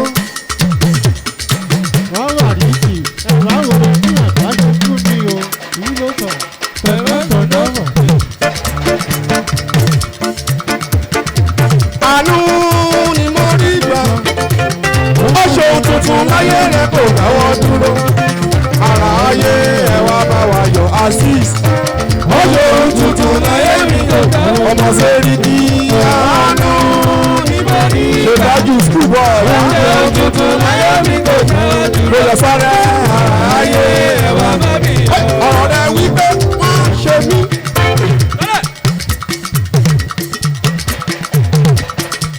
Bámi ṣe tọ́jú ayọ̀ ọ̀rọ̀lá. Ọlọ́láyé mo bá ròde. Asis yé lọ lọ́rọ̀ mi àwọn ti Canada connection máa dábọ̀ ọjọ́ kanjọ́. Ọ̀rọ̀ rẹ̀ wípé wọ́n ṣe mí ṣùgbọ́n wọn ò lè rí mi gbèsè. Ọ̀rọ̀ rẹ̀ wípé wọ́n gbógun ṣùgbọ́n wọn ò lè rí mi. Wọ́n mú ìràwọ̀ jọ lọ́nà pọ́sà. Wọ́n ṣe kàbàkàbà lọ́nà méje. Wọ́n kí tẹ̀lé mi nígbà kan sàn. Wọ́n ṣáájú ìdìbò lọ́nà méje. Torí mo ní bàbá kan tí yóò gbà gbẹ̀rẹ̀. Òun lábẹ́ wọn tó tó gbọ́. Ọlọ́run bàbá rárá. Yé kọ́ òun náà kì í ṣe ọwọ́ rẹ̀. Ọlọ́run bàbá lọ́lá. Ìmọ̀ àwọn iṣẹ́ rẹ̀. Ọlọ́run 1940. Yé kọ́ lẹ́sàkẹsẹ̀ ni wọ́n ṣe yàtọ̀. Ibi táyé mi ìgbèmí tọ́lọ́run jẹ́ gbogbo. Ó yẹ ń jó fún bàbá. Ó yẹ ń jó fún bàbá. Ó yẹ ń jó fún bàbá.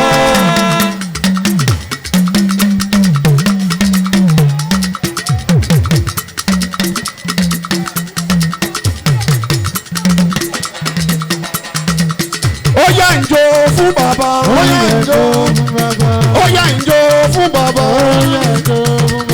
Lórí Kristana ló ní sọ wípé oyin biribiri oyin kan ọ̀run.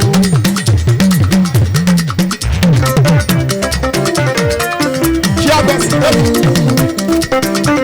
Ṣé abẹ́sí lẹ́nu?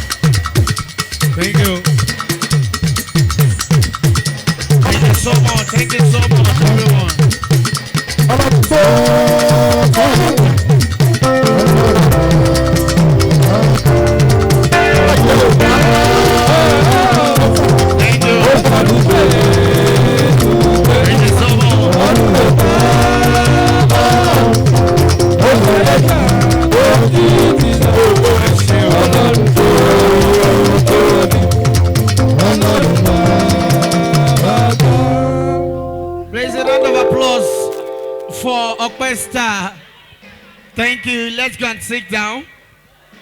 We still have a lot of artists in the house that will be performing for us here this great day. My dear sister standing beside me here, she is a good moderator, but I don't know if she is doing it professionally or not. But I can say this, she is also a good one at that aspect. Please a round of applause for her when I give her the microphone. Thank you. Thank you, bro. Come, bro, come. No call me bro, call me your senior Deji. Senior Deji for Molusi College, but for Roya, Oluwadeji, Ogundeji, Osundeji. Okay, only the best. Only the best. Only the best. She told me because you guys are hitting. Okay. By the power confided in me, I'm going to pause everybody now. You also just people here affect your malas. Okay, pause. I want to pause you. Hello, Tola Yusuf. Tap the person beside you. The person, Seriki, tap him. Sapupe, calm down. Okay, now we are of raffle draw. Nígbà tá a wà ní Molusi there in those days, our teachers were mark attendance, yes or no? Rántí? My class teacher then, when I was in GS1, Auntie Ronke Okunawa. Yes, Miss Ronke then, Miss Ronke. Early in the morning, she would just come. Hussein! Odwayo! Present, ma. She's not here today. She's not asking president. Taluwangbe, you know, Abe! Odusanya! Present, ma. Asis Ogundikpe! Present, ma. Folaka Dejole! Present, ma. And so on and so forth. Now, when you came in this morning, we actually told everybody to register. If you register, praise the Lord. Oh, register. If you register, wave your hands. Hello? Maybe let me just take all the gift and go home with it. So now, in this segment of raffle draw, I have my tray here. It comprises of all the names registered here today. As far as 1998, 2004 is concerned, Quinquagesimi, all of you that registered, we picked your name from the attendance book outside. So we are picking a raffle draw. Anything you win belongs to you. Hey, Funke, I know you are praying, Oluwa Joe. Range Rover, Oluwa Joe. Range Rover, Funke, sorry, you are going home. We are not going home with Range Rover. You are going home with a private jet.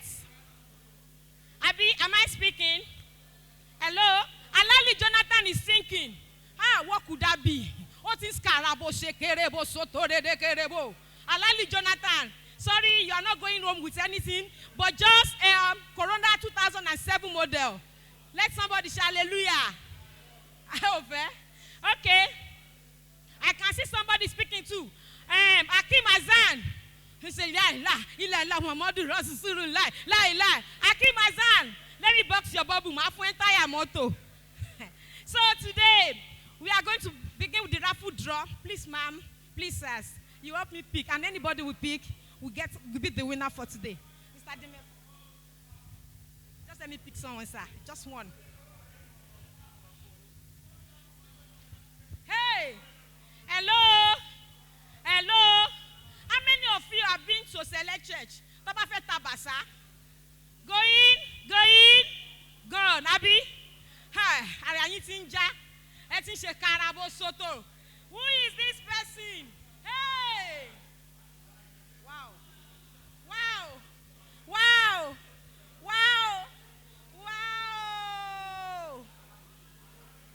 Me ring no dada. Me ring kankan.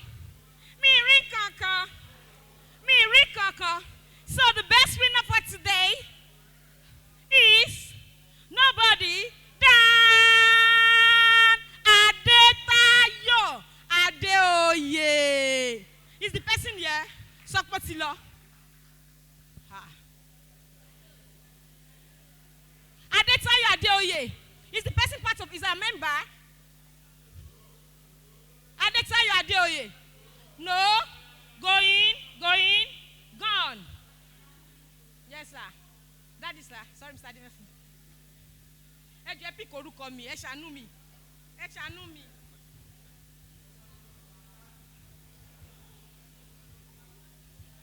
Hey! Jehovah. Let somebody shout hallelujah. Ẹni tí wọ́n pick yẹn, ẹni yẹn ń wò mí mò ń wò. Ó dẹ̀ ń gbàdúrà, ó yá ṣá máa bọ̀. If you hear your name, if you are happy, clap your hands. Ó lè ní yẹn ṣàfẹ́ lọlé pẹ̀lú mọ́tò. Okay, the winner for today is Abimbola Oshibowale. Where is she? Mabo. Her face show, her shoe shine, even her gele set.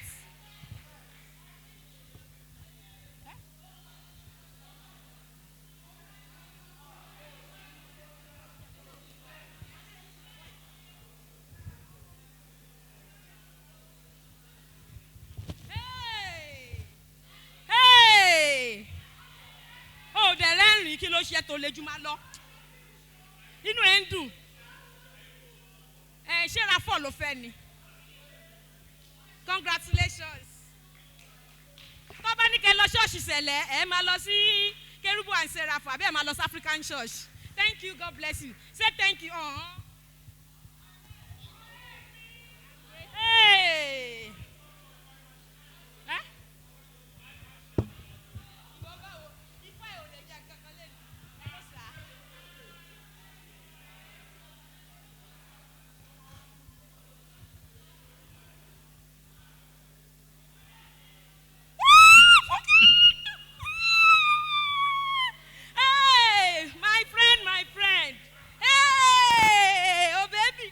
She's not my friend. Oh. So, the second raffle draw goes to Riyomi Ogunsanwo. Is she here?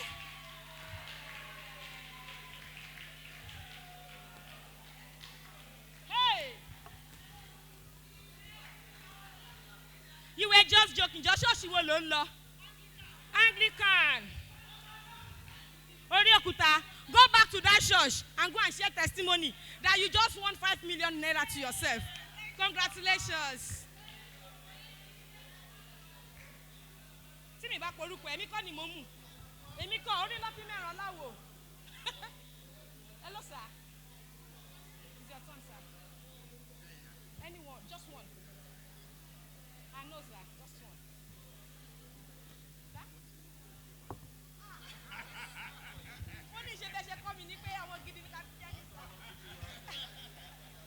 Hey! Wow. This person has gone, no. But I can help the person to actually keep something.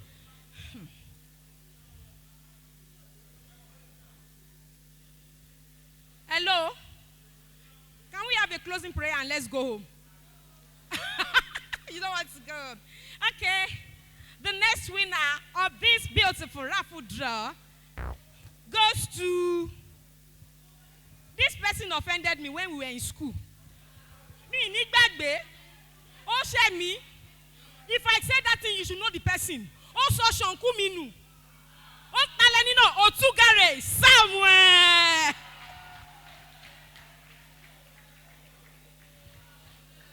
My daddy will say, for like a money Shonku yera. Otugare, Ọlọ́run mọ̀ pé wá sọ wá 100 Shonku fún mi. Congratulations. We belong to Shokale class. Congratulations. Ṣé ìyàwó ò sí bí? Kó look away o. Ó yá wo bí báyìí. Thank you. Hey, Olúwa jọ̀ọ́ jẹ́ kán mú mi. Kerebo, Saraba, Makara, Kiribo, Kesko, Re.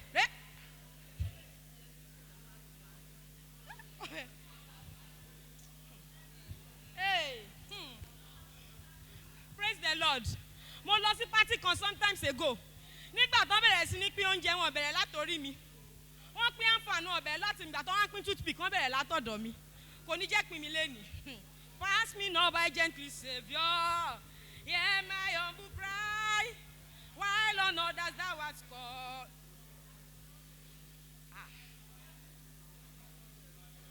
Ó ti pause. Kò tún ṣorúkọ mi. No problem. The Bible says there is hope for my future. So. He said, when I walk through the valley of the shadow of death, I fear no evil. Yes, the next person.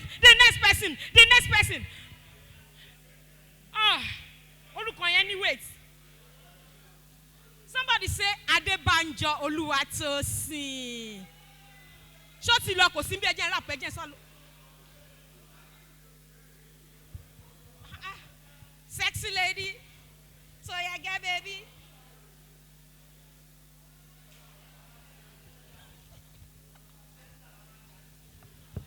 Congratulations, darling. Thank you. Oh, yeah, come, Toyin. Tosi o, Toye ge mobo.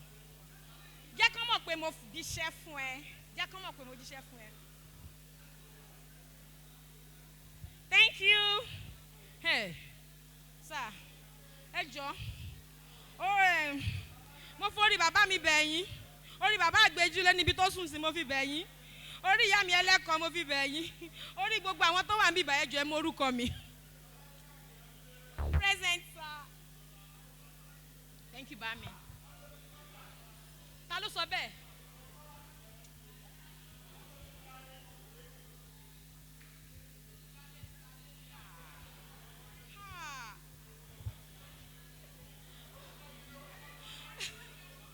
Hello. Ṣé na like this e go dey be? Okay. It's okay. Okay. I would like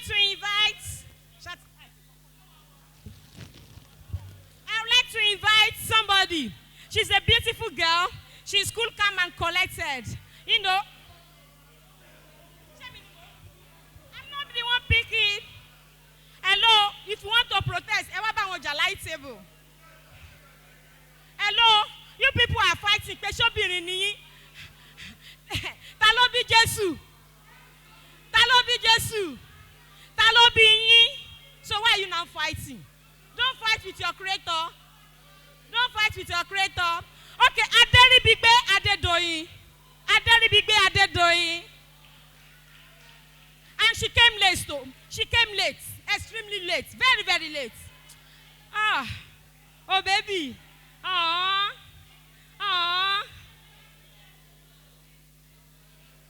Congratulations, darling. Hey,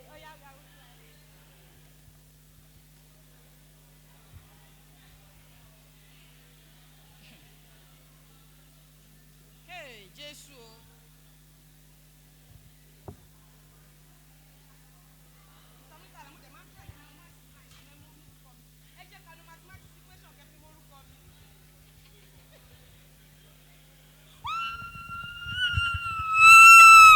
Praise the Lord.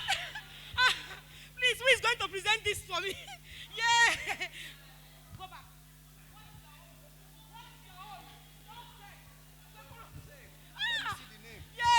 Yeah.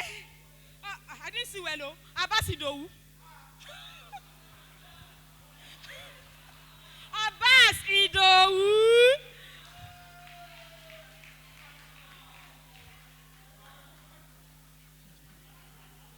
Abbas Idowu. Ọmọ iye tírà tó kà lálẹ́ àná. Mo mọ̀ gbà tó ń ka tírà.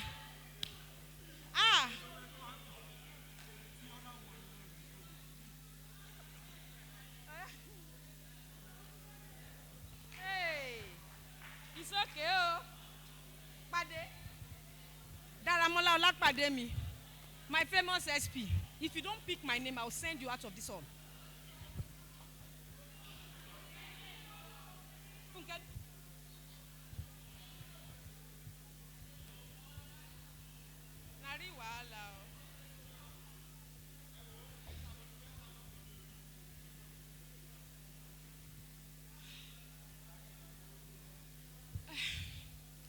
With the help of God in me, I would like to announce the next winner. Oh, the Joko. Me, Poruko e Joko. O ti roju mo mi jo, jẹ́ kí mo orúkọ tí mo fẹ́ pè now. Why are you bullying me with your eyes? Okay. Where is she? She again. Where is she? Hussein Odonla, where are you? Unfortunately, you are not the one. Oyenuga Balikis.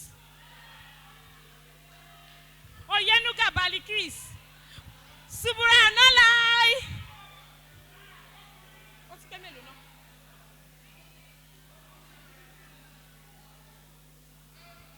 Subhanallah. Walhamdulillah. Wala ilaha wala quwwata.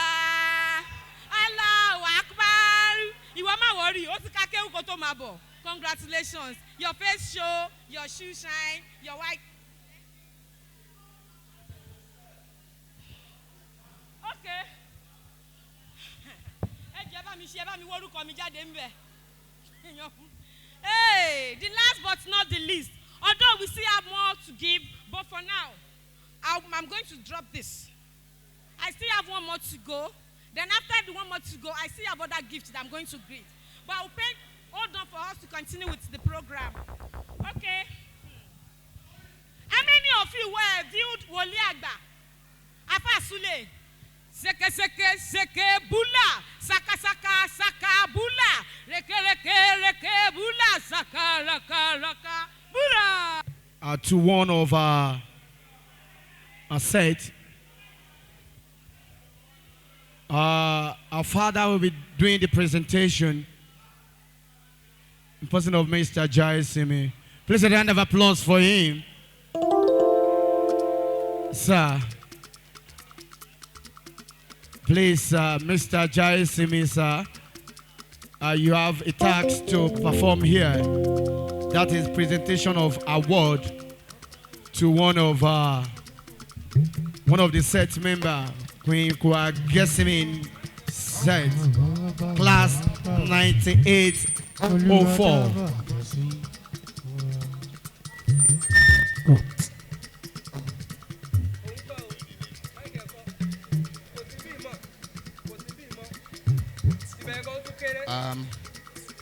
I have the pleasure of calling on Amidu Adiola Abode. Okay, Oba Kese. Oba Kese. Ah, that's good.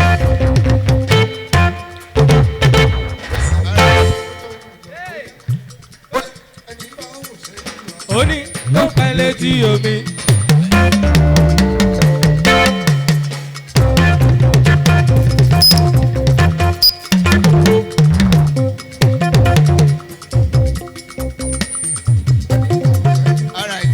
Yó pẹ́ létí omi. Molusiani, Quinquagesimi, entertainment icon, presented to Amidu Adiola Abode in recognition of your outstanding performance in the entertainment industry and selfless service toward the growth and development of our association. Today, 18th May 2024. So on behalf of your set,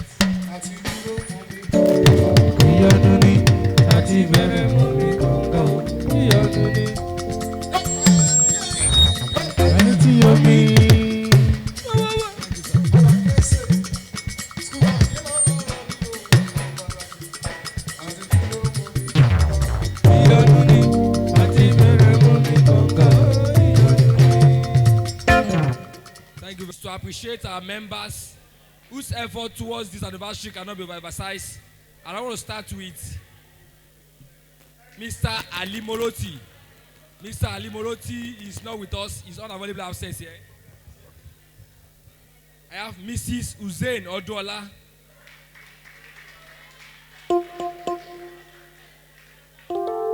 To present the award is Mr. Adim Evusa.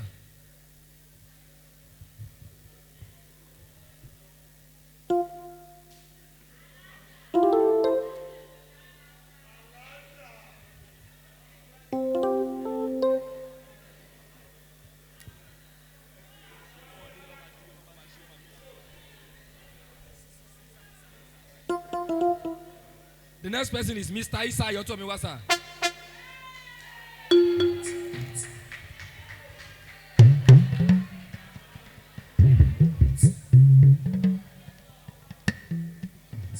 Miss Oluwaye, Miss Elizabeth Onoshile.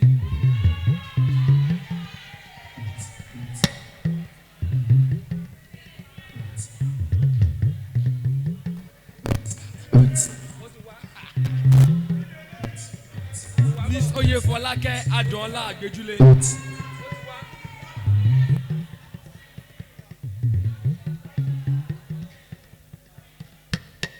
Mr. Sosonya Adegbemisoye Emmanuel.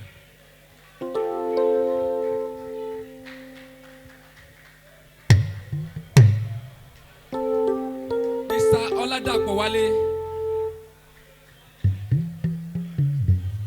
Mr. Oladapo Wale.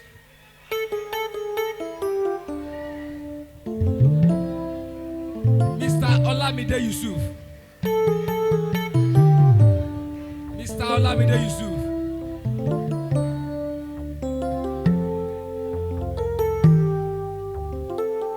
Mr. Olamide Yusuf. Yusuf Adetola. Mr. Yusuf Adetola.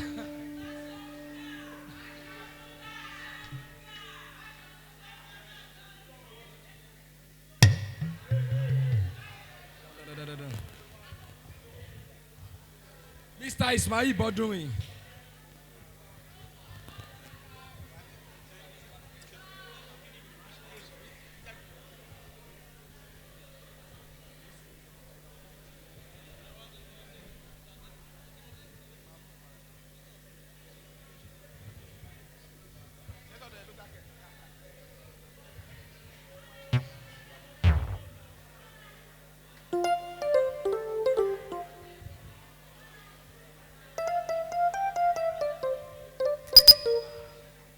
Mr. Olutunde Samuel.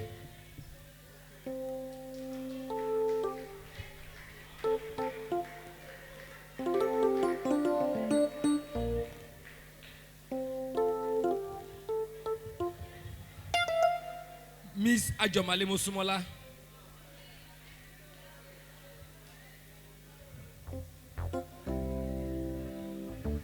Miss Ajomale Mosumola.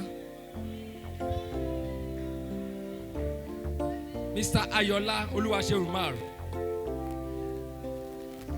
Oluseun, sorry. I'm sorry.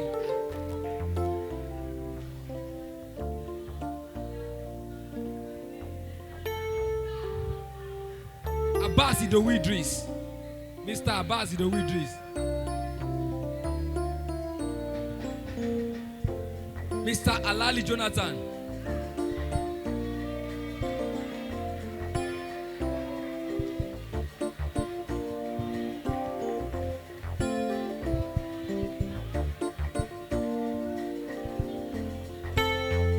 Mr. Alali Jonathan, please. Mr. Sheyi Adetayo. Mr. Sheyi Adetayo.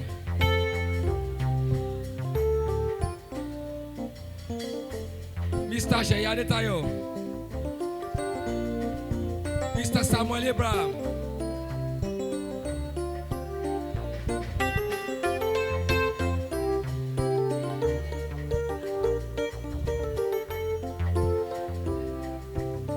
Miss Funke Rachel Ayejunukowa.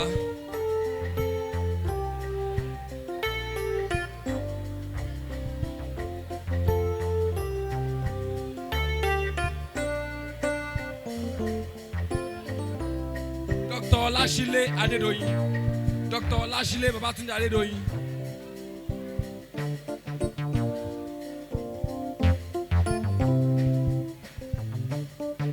Mr. Olawale Shembadejo. Mr. Olawale Shembadejo.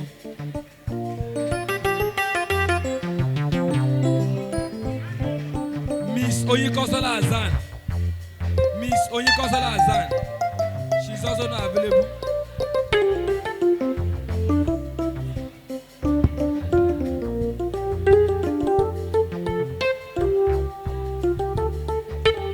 Mr. Koka Ademola.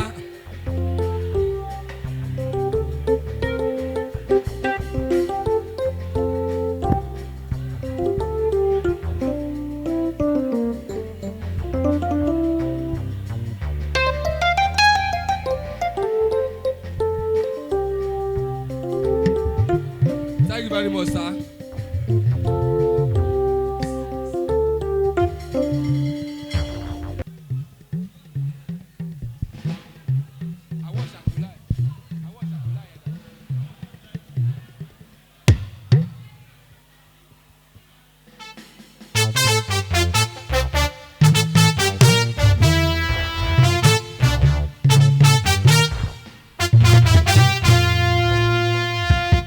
Thank you very much. The next recipient is our very own cyber security officer, in person of Mr. Olu Jacob Awojoga.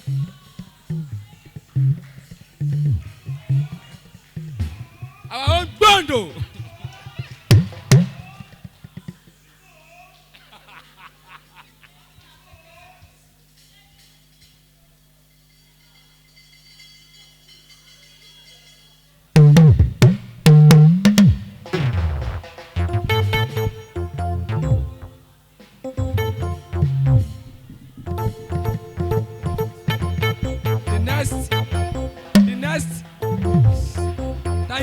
thank you very much.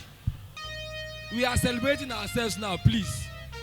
The next award is for meritorious service, and the first recipient of the award is the chairman of this anniversary, in person of Dr. Olasile Babatunde Adedoyin.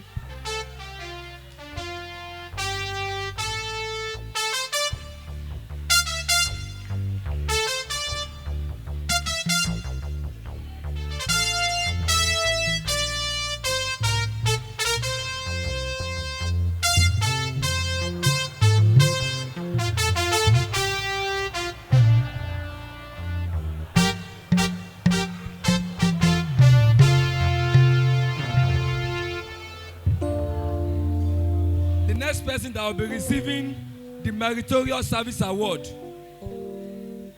is no other person than the person that gave us the keynote address today, in person of Mr. Ayola Umar Oluseun. I'll be inviting the principal of the junior school to help us present this, sir.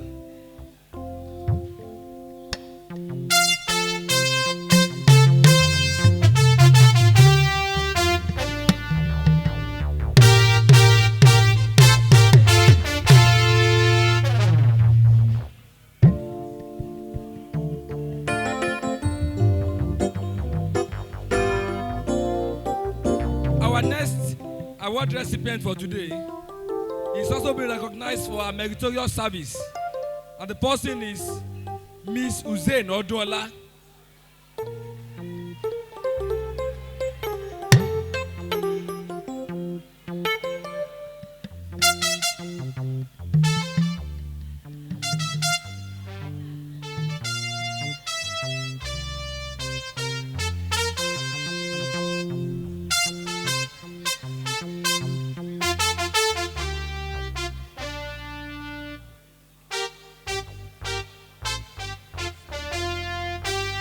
Next recipient for today is the secretary of this great set, in person of Mr. Adegbemisoye Sosonya.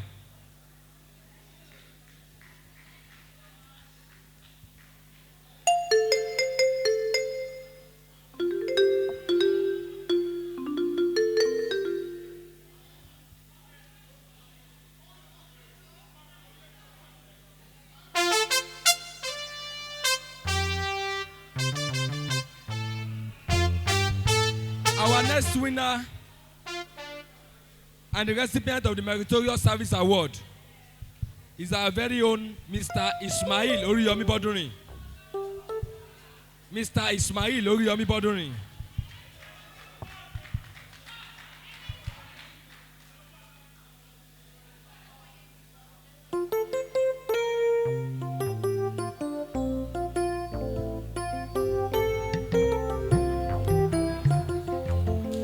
The next winner for today is the treasurer of this set, in person of Mr. Abbas Idowu. Mr. Abbas Idowu. All awardees should please welcome to the stand here to collect their award pack. All awardees should come to the stand here to collect their award pack. Thank you. May I invite Mr. Muritala for the next set of awards, sir. The next awardee is Mr. Authentic, in person of Mr. Jonathan Alali.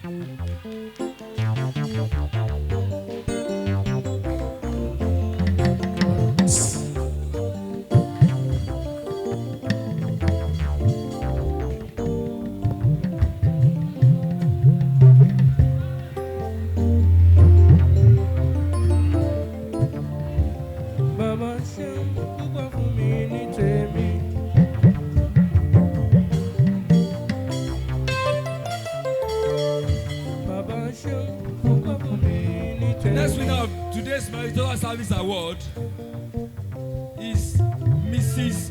Mosumola Ajomale Abiodun. Mrs. Mosumola Ajomale Abiodun.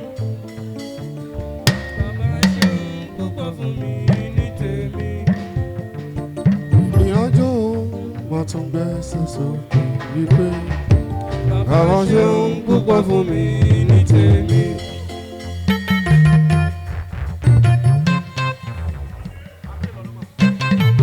winner for today is the secretary of the anniversary committee, in person of Mr. Adesheye Ayobami Adetayo.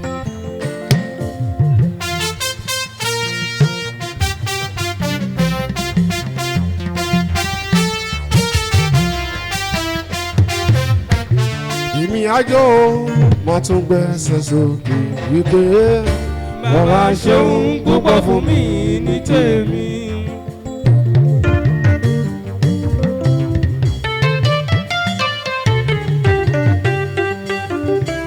Wọ́n dá ọ̀rọ̀ mi ti dijó ọ̀rọ̀ mi ti dayọ̀ Our next winner today ẹni nígbàgbọ́ is the church chairman.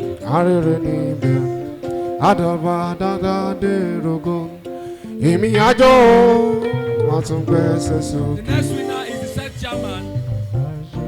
Sorry, the set chairperson, in person of Mrs. Adebusola Christiana Adesoya.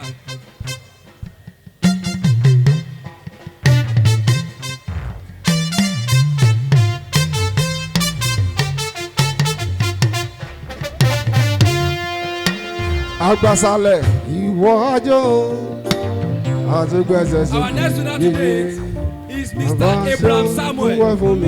Mr. Abraham Samuel. Mr. Abraham Samuel is our next winner for today. ọ̀rọ̀ mi ti Mr. dijó Abraham Samuel.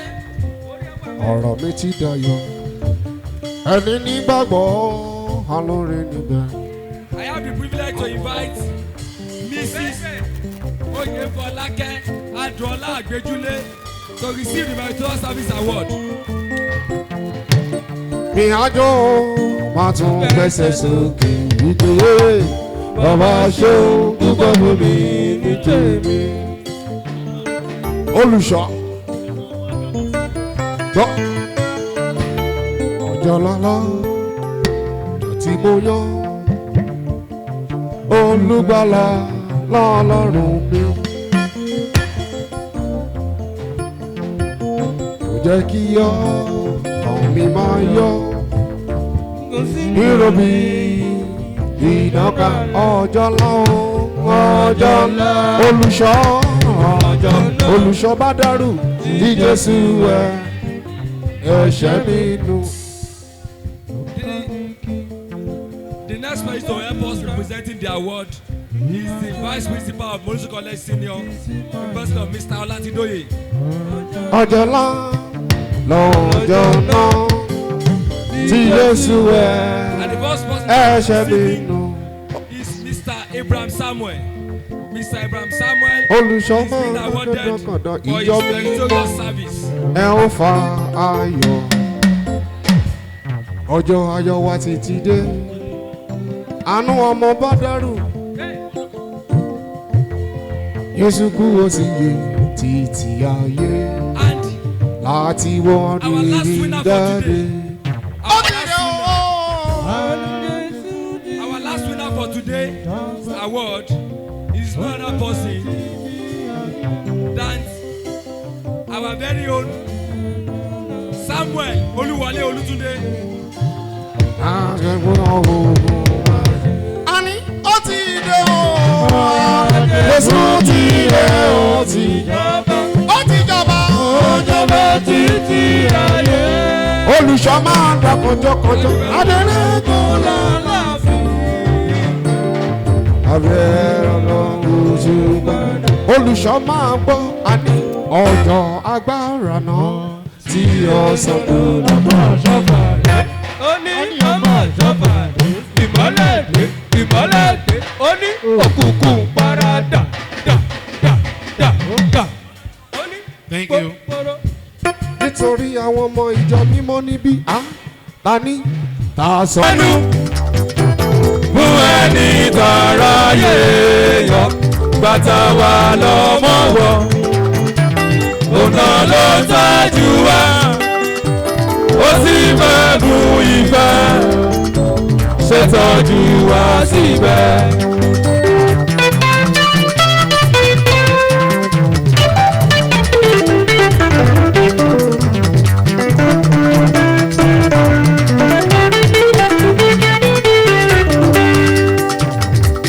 Olúwa ẹ tó tóbi, ẹ tóbi o, ẹ tóbi. Olúwa ẹ tóbi, ẹ tóbi o, ẹ tóbi. Kò sẹ́ni tá a lè fi ṣàkàwé rẹ̀ o, ẹ tóbi.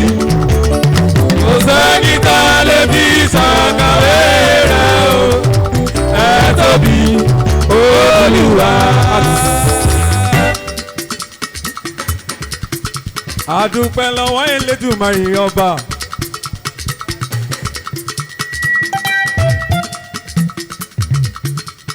Adúpẹ́ ọ̀tọ́pẹ́ dá lọ́wọ́ Elédùmarè já Jèhófà.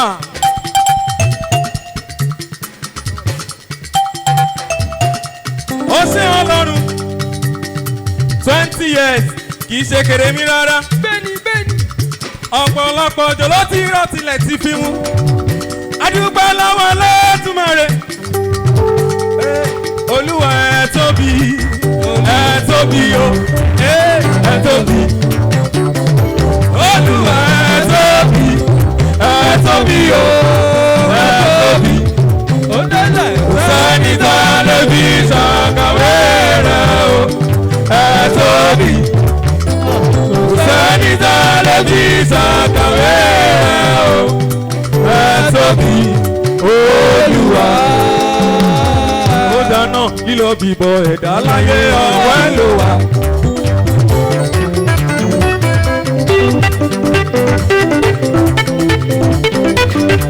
Ọlọ́lá tí mo bá ròde máa gbẹ́sẹ̀ ní kọ̀ọ̀kan.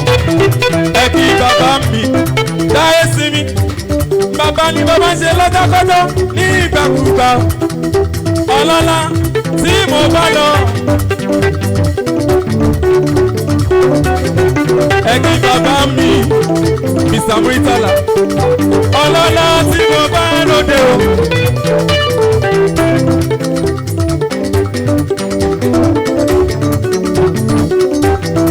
Lílọ bíbọ̀ ẹ̀dá láyé ọwọ́ ẹ̀ ló wà.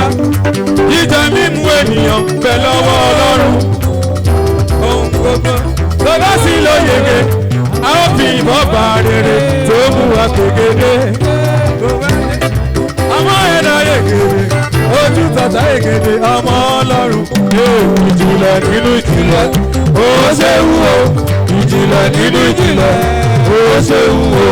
Ìjìnlẹ̀ nínú ìjìnlẹ̀, ó ṣe wú o. Ìjìnlẹ̀ nínú ìjìnlẹ̀, ó ṣe wú o.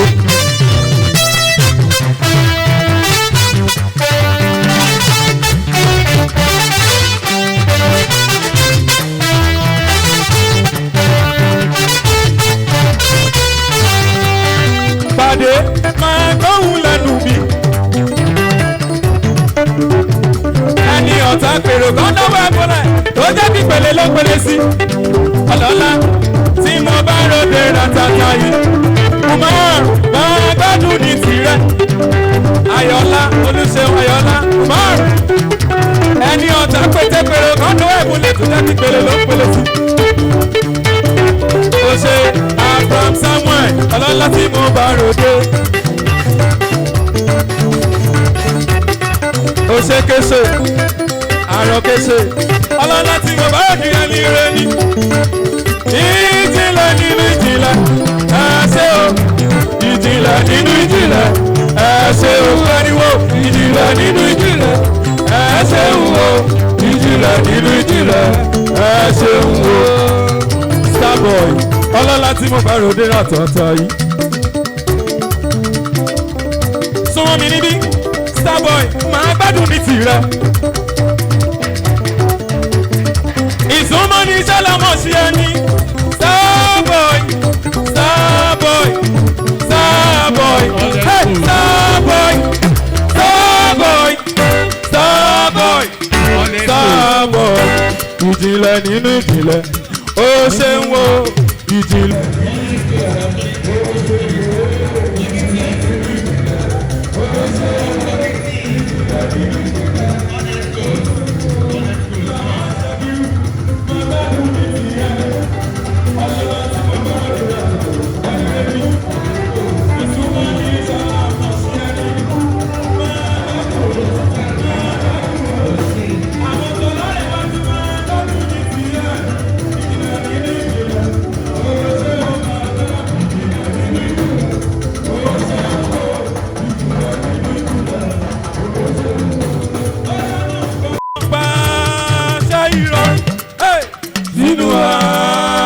mi bàbá. Ṣé ìrọ̀rùn Samuel nínú ayé mi bàbá. Káyé mi tó. Wíníwíní bí omi àpò wúrọ̀ pọ̀n. Káyé mi tó. Títí dalẹ̀ lèmi máa mọ̀ sí mọ́yá láyé mi. Ó yá láti sí oníwà o.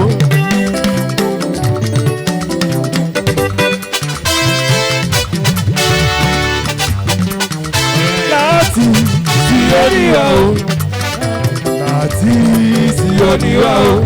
Láti sí oní. Èmi ní kékeré ọ. Olúwarúlé gbà sọ̀rọ̀. Bàbá kìkì yẹ gbọ́ àdúrà.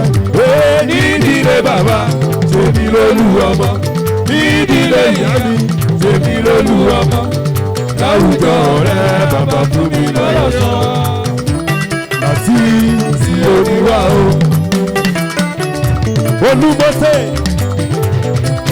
Láti sí oníwà o. Láti sí oníwà o. Láti sí oníwà o. Èmi tí ìpèpè ọ. Olúwarúlé bàbá jìnnìyẹ àdúrà mi. Ìdílé bàbá èmi lólú ọmọ. Ìdílé ìyá mi èmi lólú ọmọ. Láwùjọ rẹ bàbá fún mi lọ́rọ̀ sọ. Nítorí ẹsẹ̀ ṣebí ìwọ lọmọ òkè àgbo àbèjè. Bẹ́jẹ́ balẹ̀ ẹ̀ ó pàtà. Sẹ́ríkì òkè àgbo òkè àgbo òkè àgbo òkè àgbo òkè àgbo balẹ̀ ó pàtà.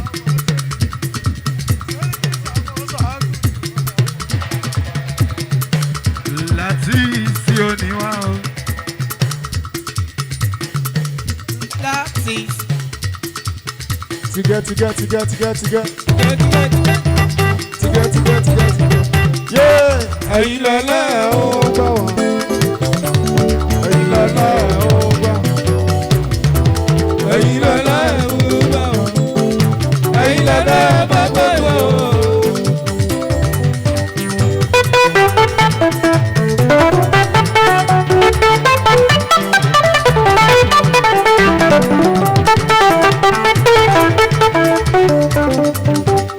Ẹ̀yin lẹ́lẹ́ ó gbà wá. Ẹ̀yin lẹ́lẹ́ ó gbà wá. Ẹ̀yin lẹ́lẹ́ ó gbà wá o. Ẹ̀yin lẹ́lẹ́ ẹ fẹ́ gbà wá o yóò.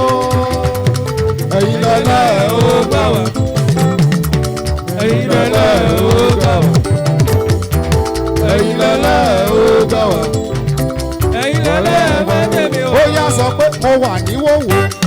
Ẹ dájọ́ bò mí o. Ebi pa mí, mi ló ń jẹ, òun gbẹ́gbẹ́ mi o, ẹ tún fún mi lómi mu. Èmi wá sọ wípé ọjọ́ òṣè o, mo wà ní wòwò sẹ́, ẹ dájọ́ bò mí o. Ebi pa mí, ó tún fún mi ló ń jẹ, òun gbẹ́gbẹ́ mi o, ẹ tún fún mi lómi mu. Èmi wá sọ pé ọjọ́ òṣè o. Ó yẹ ẹ bá mi dúpẹ́ o. Lọ́lọ́wọ́ àrùn àwa. Ó máa lọ nílẹ̀ lọ́mẹ́lọ́ o.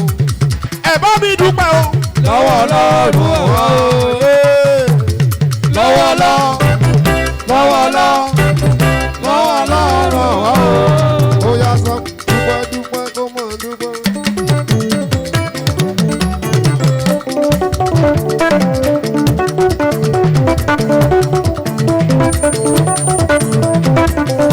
Aláyọ̀ kò ní ayọ̀.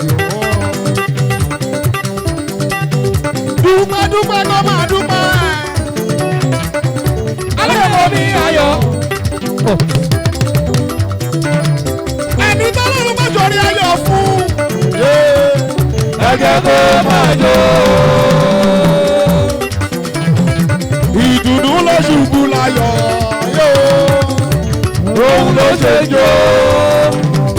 Tabarẹ́ni tó bínú ẹ̀ nígbà o. Ó ṣe rálẹ̀ lọ́sàn. Àánú ṣe mí. mí. Àánú ṣe mí yóyóyó. Àánú ṣe mí. Àánú ṣe mí o. Àánú ṣe mí o. Àánú ṣe mí o. Àánú ṣe mí o. Àánú ṣe mí. Ó yà sọ pé ijó máa yọ o, ìjó ti yọ o. Ijó yá. Ijó máa yọ o. Ijó yá. Ẹ bá mi tọ́jú Moses ọlọ́láyé mi o. Ijó yá. Ṣètọ́jú Bíọ́lá ọlọ́lá mo bá ròde. Ijó yá. Àsìgbàgbé kò ní kàn ẹ́ o. Ijó yá. Ijó ti yọ o, ìjó ti yọ o. Ijó yá. Kí ló ṣẹlẹ̀? Inspiration ni kìíní tó bá ti lọ ó ti lọ nìyẹn o. Hello. Oh, please, let's get sit down. Okay.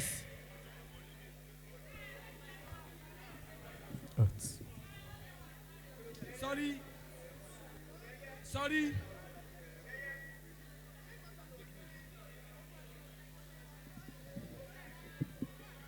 Sorry, distinguished mates.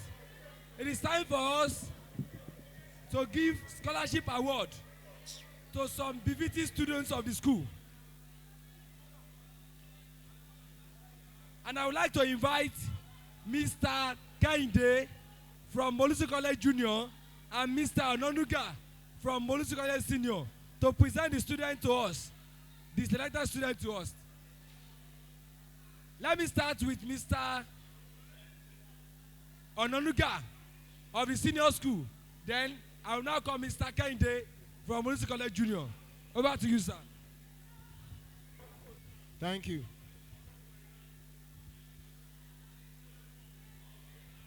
Good evening, everyone. Messages were sent to us at Molusi College Senior that 3 indigent students that are also very brilliant their names should be forwarded to the set, and we look inward. And we equally look inward, and we are able to pick 3 students from Molusi College that are in SS2, because we don't want those that are writing the SSC right now, those in SS3 to be part of it. School now. Well, firstly, we want to appreciate Mokosa 98 2004 set. Just as the slogan of the school, only the best is good enough for Africa. In the junior school, we have the GSS 1 student, the GSS 2 student, and then the GSS 3 student. So in the GS 1 student, the overall best student there, I am honored to present to Mokosa 98 2004 set, Olowo Yeye Samuel. So that's our best student in GSS 1. And our best student in GSS 2 goes to Opemeposi Ogunfodunrin. So that's our best student in GSS 2. And our best student in GSS 3 goes to Moshood Noimot. So once again, we want to say a big thank you to Mokosa 2004 set. Thank you very much, sir. Distinguished mates, sir, and mass. These students are the best students. And aside from the scholarship award we are offering them, we are employing us. If you have 1 or 2 things to give to them, you can easily walk up to them. Their parents are here. You can give it to them. They deserve much more than what we are giving them. So we are employing you to also give them something. And I pray the Lord will help us and bless us all. As regards the scholarship award, before we go today, the committee in charge will surely do something about their scholarship. Thank you very much and God bless you.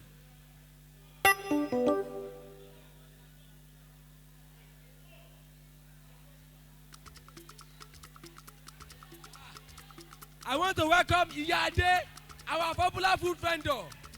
Iyade, our popular food vendor.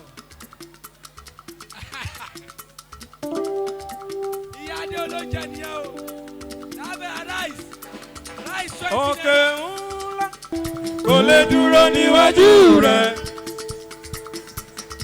ọlọ́run bẹ́ẹ̀ ti tóbi tó ẹ tóbi olúwa.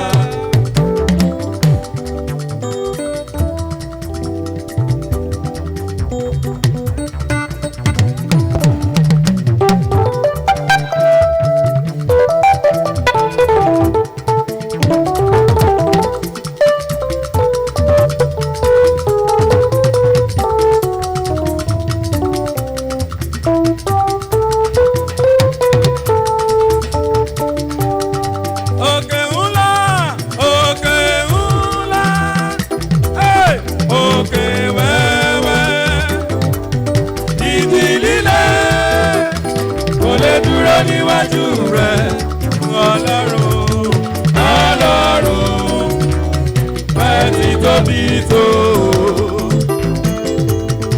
ẹ tóbi olúwa.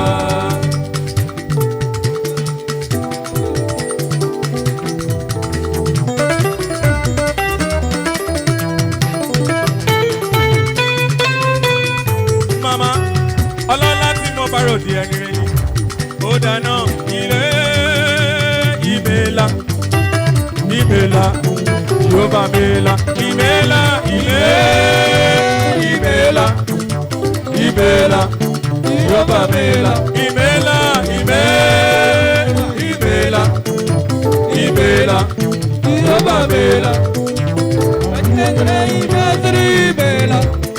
yóò mẹ́lá.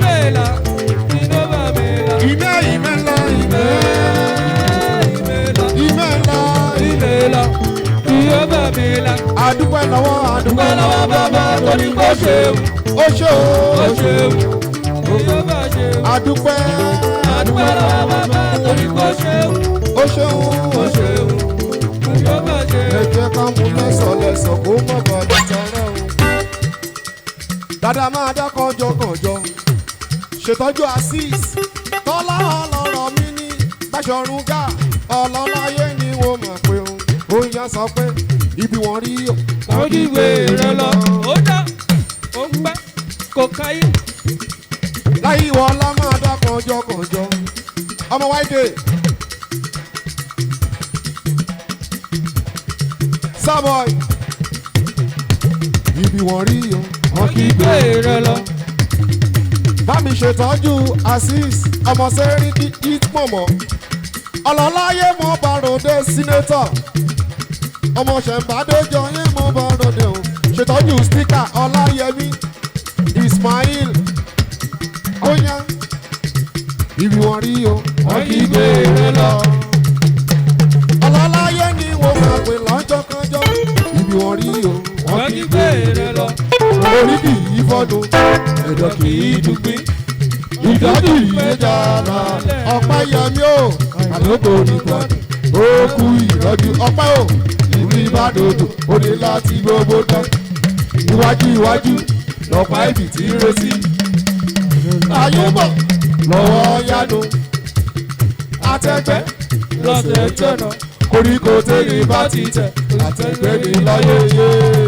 Ìrórógbó ló ń gbàṣírí orógbó. Láyé wọlá o. Ìdí oró ló ń gbàṣírí omi. Àbọ̀dé Máúdù èèyàn dáadé ló ń gbàṣírí ara dé. Amúdù àwọn ọlọ́tẹ̀ wọ́n dìde ogun. Wọ́n jẹ́ pàdé rúnṣe. Wọ́n jẹ́ pàdé rúnṣe. Ọ̀gbọ́n tó yóò tún mọ́lẹ̀. Ó dájú tí òjò mọ́lẹ̀. Wọ́n lọ sí mọ̀ọ́yọ́ dóńdó. Wọ́n yọ kù mọ̀ọ́yọ́ kóńdó. Wọ́n fẹ́ wọlé ọ̀la. Azeez wọ́n ní kàkà kéjù májẹ̀ tètè. Àfi ìṣàwọ̀ dánú. Ọ̀rùn àgbéra ó ránṣẹ́ kòdì Olúwa. Olùdíwà àgbéra ó fàṣẹ sẹ́nu. Ó fàyájọ́ lé wọn lórí. Abẹ́rẹ́ kò gbọ́dọ̀ kọ́ òun wáṣọ. Kọ̀ǹkọ̀kọ̀ kò gbọ́dọ̀ kọ́ òun odò. Azeez ẹ̀yin aláyé ẹ má ṣe kọ́ òun ọwọ́. Ibi ìwọ̀rí lè wọ́n kí gbé ìrẹ́ lọ. Bàdá kọjọ mú. ibi wọn rí o wọ́n kí gbé rẹ lọ. Dayọ̀ Kúyẹlú máa dákanjọkanjọ ẹni rẹ ni. Ibi wọn bá ti mọ̀ wọ́n kí gbé rẹ lọ. Ọ̀yá awuyewuye awuyewuye.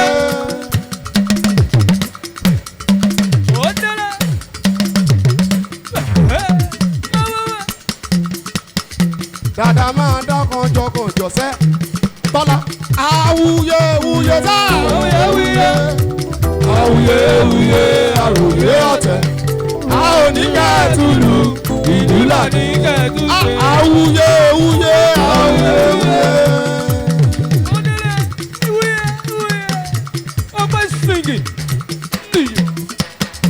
Awuyewuye awuyewuye. awuyewuye àròyé ọ̀tẹ̀ a ní kẹ́ẹ̀tùlù ìlú là ní kẹ́ẹ̀tùṣe.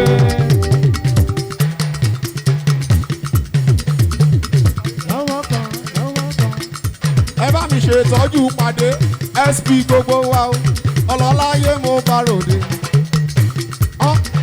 ọlọ́run tó tóbi ọlọ́run bàbá àgbà ọlọ́run tó tóbi ọlọ́run bàbá ayé ọgbà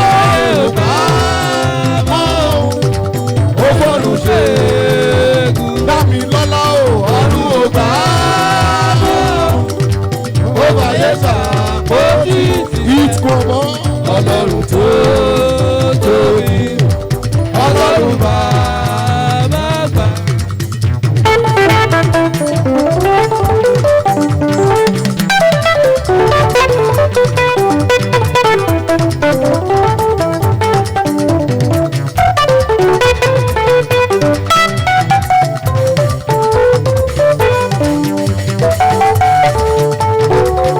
Ọlọ́run tó tóbi ọlọ́run bàbá kan ó tóbi fúnkẹ́ o ọlọ́run bàbá ayé ògbó ayé ògbó ṣètọ́jú dámi lọ́lọ́run Odúsànyà fún mi lọ́lọ́run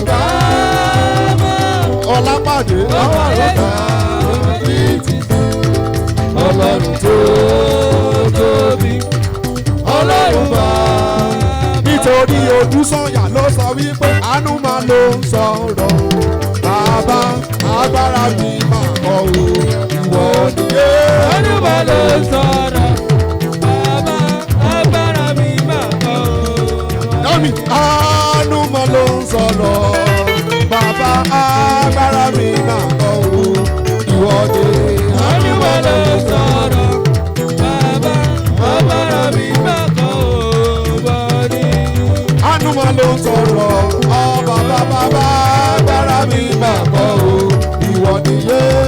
àánú máa ló ń sọ̀rọ̀ ọdún ayọ̀ agbára mi máa kọ́ o. nítorí ọdún ayọ̀ ló sọ wípé wá wo oore tí Jésù mi ṣe.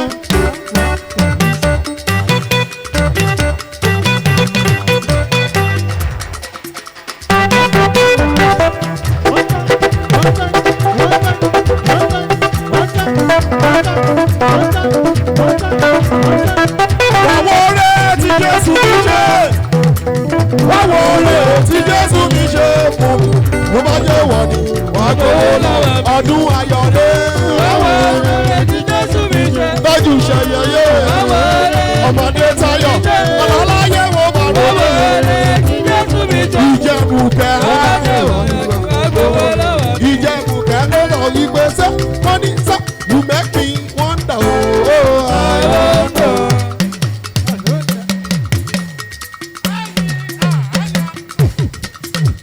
Ìjẹ̀bù kẹ́ máa dá kọjọkọjọ èèyàn pàtàkì ṣètọ́jú Azeez ọlọ́láyé mo bá ròde òyà sọ pé mo ní òtí ṣiṣẹ́ rẹ̀ bọ̀.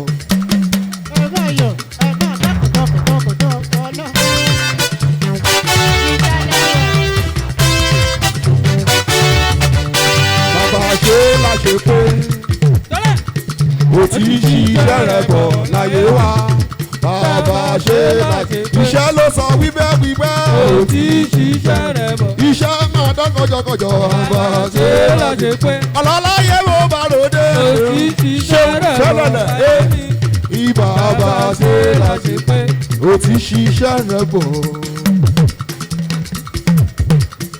ìtumọ̀ ọlọ́láyé mo bá ròde èèyàn pàtàkì ni bàbá ṣe láṣẹ pé ó ti ṣiṣẹ́ rẹ̀ bọ̀ láyé wa bàbá ṣe láti pé ìtumọ̀ ló sọ bẹ́ẹ̀. ó ti ṣiṣẹ́ rẹ̀ bọ̀. bámi ṣe tọ́jú àti bàbá ṣe láti pé ó ti ṣiṣẹ́ rẹ̀ bọ̀ láyé mi bàbá ṣe láti pé.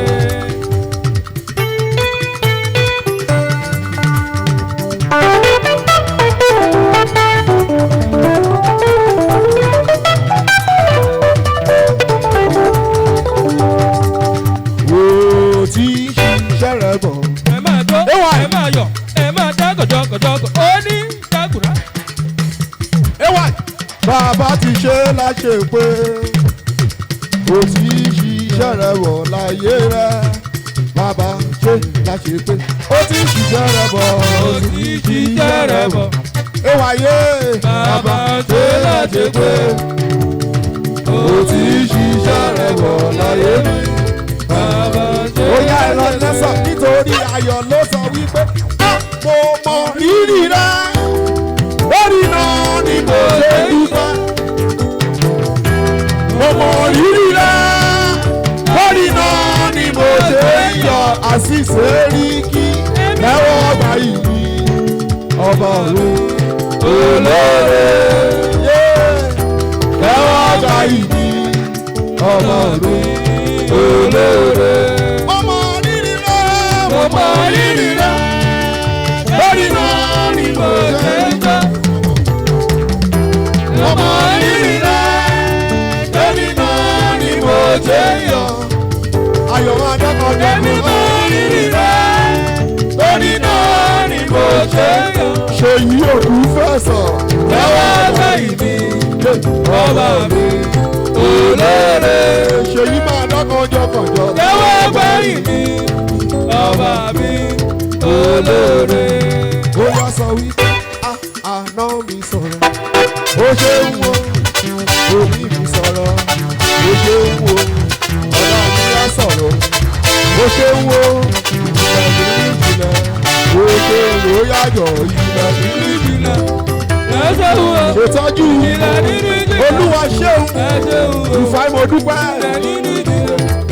ó ṣe ń wo olùfàì ìjìnlẹ̀ nínú ìjìnlẹ̀ ó ṣe ń wo yé àná mi sọ̀rọ̀ ó ṣe ń wo orí mi sọ̀rọ̀ ó ṣe ń wo ọlá mi wá sọ̀rọ̀ jùlẹ̀ ó ṣe ń wo sínétọ̀ ìjìnlẹ̀ nínú ìjìnlẹ̀ ó ṣe ń wo.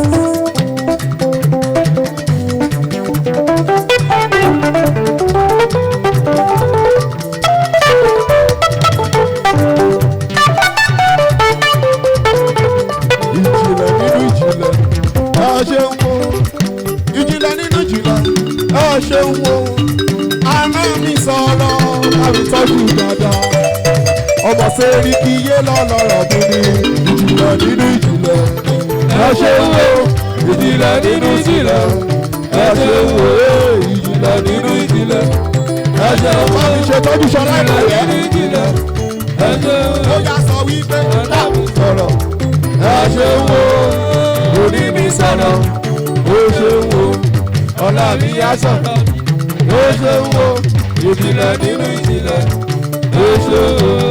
bóyá áńgẹ́lì tó péré jọ má lọ sùn. áńgẹ́lì tó péré jọ má lọ sùn.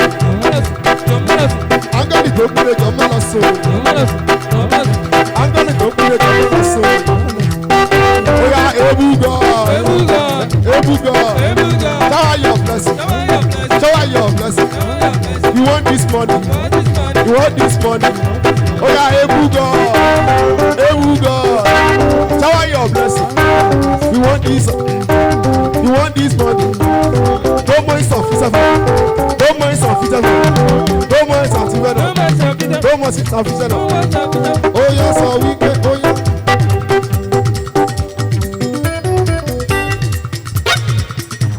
jẹ́ ká mú lẹ́sọ̀lẹ́sọ̀ kó má bàa kó tara oko nítorí àwọn ọmọ Molusi ó yá sọ wípé ó yá ẹ̀yin kan bẹ́ẹ̀ tó fẹ́ràn wa a ó fẹ́ wa. ọmọ orúwo ni wọ́n ó ní ọmọ orúwo ni ọmọ orúwo ni ọmọ orúwo ni wọ́n ọmọ orúwo ni wọ́n ó jùrù. Ọlọ́run tó yà wá sí láti 1998 títí di wákàtí yìí ọ̀pọ̀ lájọ bẹ̀rẹ̀ tí wọn ò sí láyé mọ́ àánú lárí gbà ọba tó dá wá sí ó yan.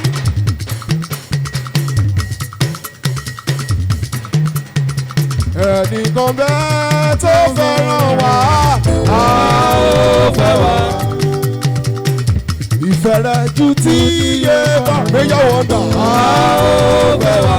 ọ̀rẹ́ yẹ wá wá sílẹ̀ onídùú alálẹ̀ gbòòrò ṣùgbọ́n lórí kìtọ́ ni a ó fẹ́ wá. ó yá sọ wípé ṣáàmà ló ní ṣáàmà ló ti sọ wípé ó yá sọ pé ẹni àjọ ṣàná dá.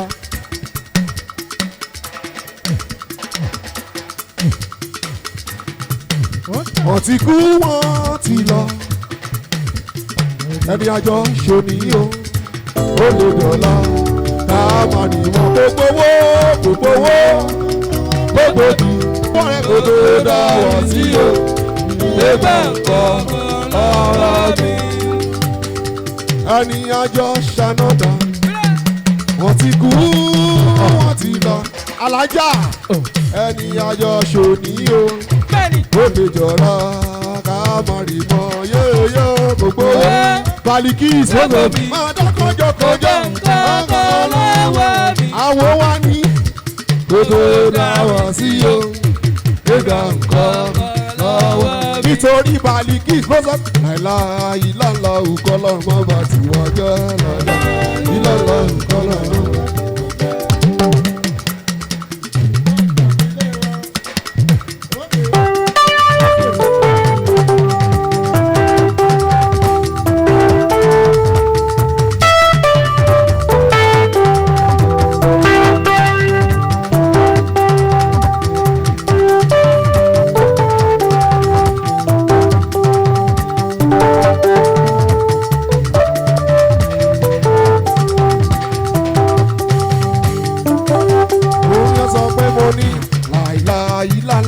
Ọlọ́run má bà tiwa jẹ́ sẹ́. láìlá ìlàlá òkọlọ́run má bà tiwa jẹ́.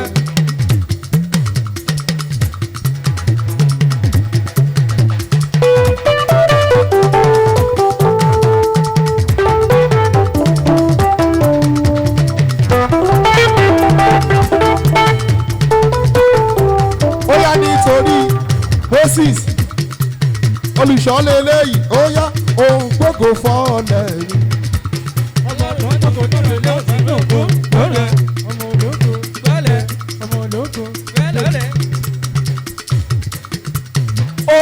Gbogbo fọ́ọ̀lẹ̀ mi èmi aláìlé ni yóò sọ̀rọ̀ apayẹ. Gbogbo fọ́ọ̀lẹ̀ mi yóyóyóyóyó. Gbogbo fọ́ọ̀lẹ̀ mi. Ìpàyẹ̀ ṣọlá. Gbogbo fọ́ọ̀lẹ̀ mi. Ìbàdàn ló ti kó wá sí o. Ìbàdàn ló ti kó wá sí o. Gbogbo fọ́ọ̀lẹ̀ mi. Gbogbo fọ́ọ̀lẹ̀ mi.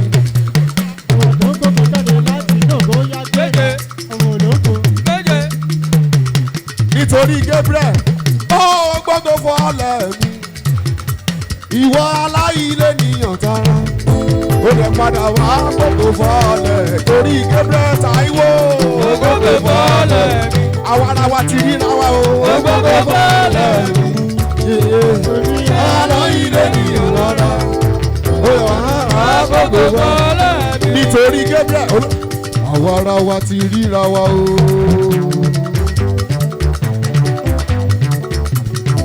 Àwa ara wa ti ríra wa ológìní ti rọ́mọ ẹ̀.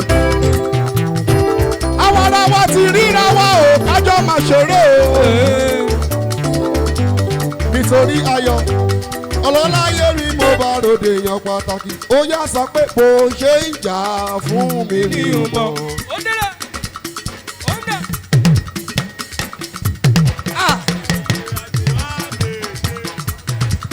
òkú yẹ̀lì adédayọ̀ pàdé mi tó ṣú ọ̀lì ó yá sọ pé ìmọ̀lára rẹ̀ ṣáde mò ń rí ọba tó jà fún mi ní kọ̀kọ̀ ìyókò ní forúkọ rẹ̀ yóyó. Òde ìjà fún mi ní ọmọ. máa dá kọjọkọjọ. Ìmọ̀lára rẹ̀ ni mò ń wá. ọkọ̀ jà fún mi ní kọ̀kọ̀ ìyókò ní forúkọ rẹ̀. ẹ jẹ́ kí n lọ díẹ̀ dáyọ̀ lónìí sọ wípé ọmọ òkè àgbo àbèjé.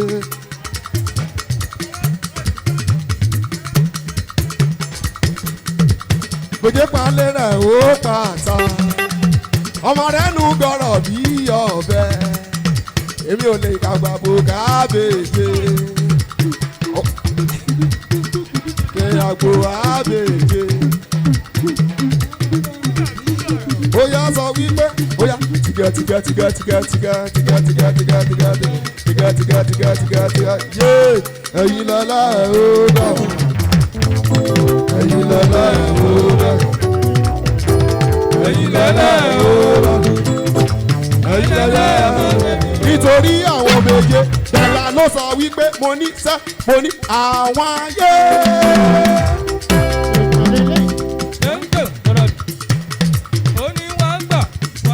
mo yọ sọ̀rọ̀ ẹ̀ máa dá kànjọ bá mi ṣe tọ́jú dáadáa o Azeez mo rọwọ́ rẹ ẹlẹ́nu rẹ sọ o ẹ̀sùn mọ́ bí ẹ jẹ́ ká ìsúnmọ́ ni là ń mọ̀ ṣé ẹ ní ọ̀yà wọ́n lè sẹ́hun tó wù wọ́n o gbà tí wọ́n ṣọ́ ọlọ́run ọba àwọn ayé.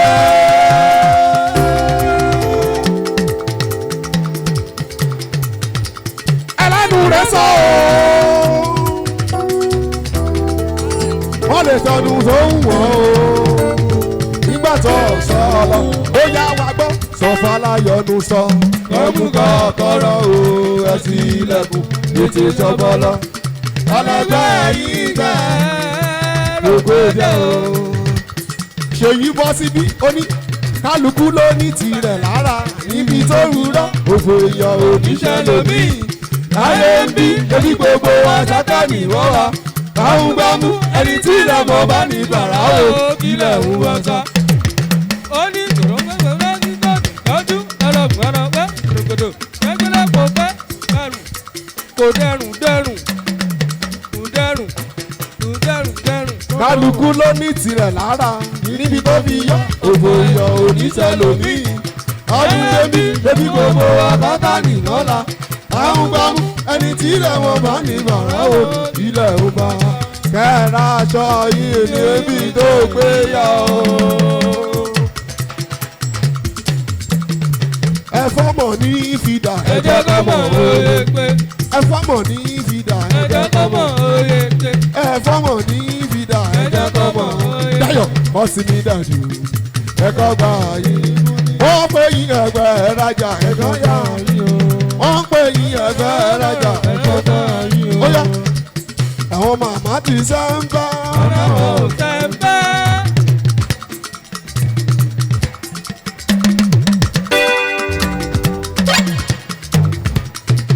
àwọn màmá ti fárígá wọn láwọn ò sẹ́ńbà. ẹ sanwó.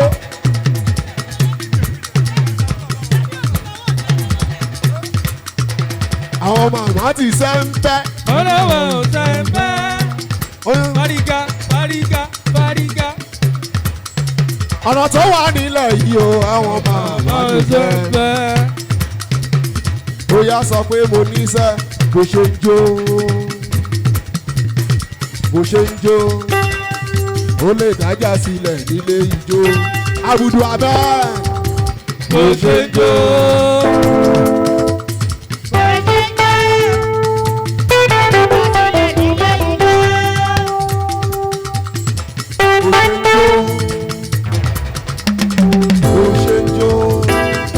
ó lè dájà sílẹ̀ nílé ijó ṣé o yó. bó ṣe ń jó bó ṣe ń jó ó lè dájà sílẹ̀ nílé ijó. ìgbà kan lè mí sún àmọ́ àwọn tó.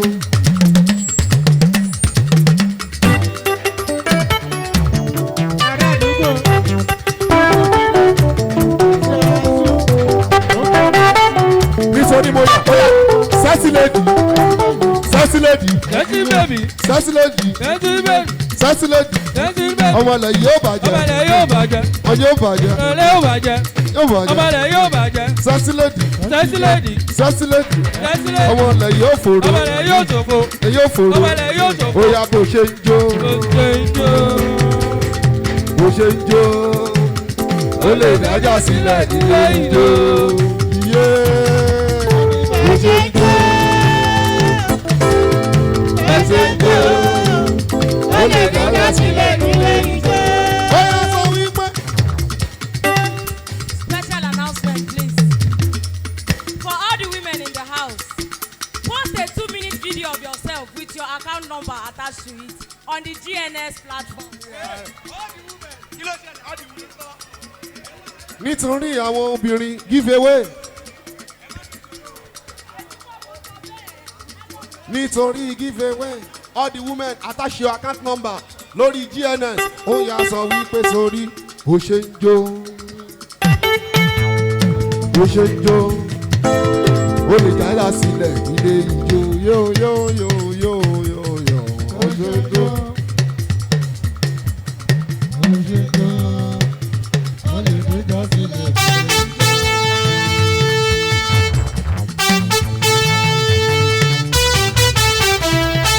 Ó yá sọ wípé nítorí yasas ọmọ bíi tí ó ti bẹ̀rẹ̀ ọmọ bíi tí ó dé ọmọ bíi tí ó ti bẹ̀rẹ̀ ọmọ bíi tí ó dé gbogbo ògo ló yẹ ọ́ bàbá.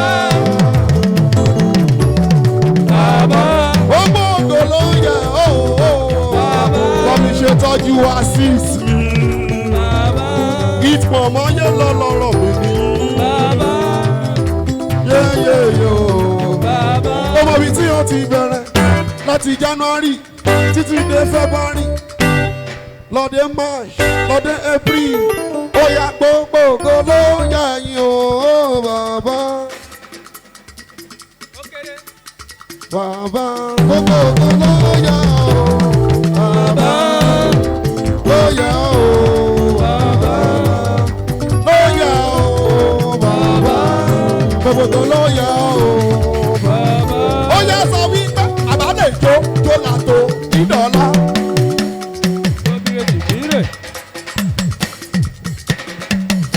Bámi ṣe tọ́jú ìṣẹ̀yẹ ọlọ́láyé mo bá ròde wúrà alára ìbò ló wà ní orí ẹ o. Àtúlẹ̀ jòjòjò kó lẹ́wà òròlúwa ṣe ó pọ̀ jù bẹ́ẹ̀ lọ. Màlágì rẹ ọlọ́run mi tó lò gan. Òde rẹ má ti pọ̀ ju ọpẹ́ lọ. Ọpẹ́ ò bàbá òde tó yó yó yó yó ẹ̀kọ́rin ẹ̀kọ́rin òbí akọrin wa ẹ̀kọ́rin ó ẹ̀kọ́rin ẹ̀rọ mi ṣètọ́jú ṣẹyẹ ẹ̀kọ́rin ẹ̀kọ́rin ó yá ẹ̀ bá máa kọ́ lọ́nà tó ní dọ́là.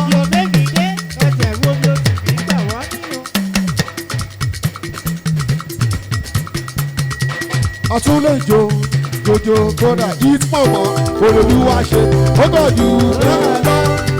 Sàǹtàkì lọ lọ́rùn mi lólówó òrè lẹ́mọ̀ ti pọ̀ ju ọpẹ́ lọ. Ọpẹ́ ò bàbá òde tó ti dé. Ẹ̀kọ́ ni ó ẹ̀kọ́ ni yé. Ẹ̀fẹ́ mọ̀ kọ́ ni Jèhófà. Ẹ̀fẹ́ akọ̀rí bá ti jẹ́. Ó yá sọ wípé mo ní. Jèhófà alágbàwí oṣù. Jèhófà alágbàwí oṣù. Títí Jèhófà alágbàwí oṣù. Títí Jèhófà alágbàwí oṣù. Jèhófà alágbàwí oṣù. Tí o Jèhófà alágbàwí oṣù. Jèhófà alágbàwí oṣù. Àwọn ọmọ Molusi ó jẹ́ alágbàwí oṣù. Jèhófà alágbàwí oṣù. Àti ìsẹ́ni kí wọ́n ló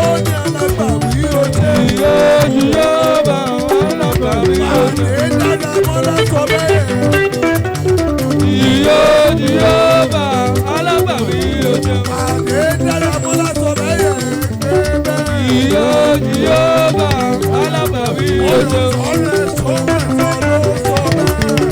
Iyo Jehova alábàwí oṣù. Akiru kan wọ́n sọ bẹ́ẹ̀.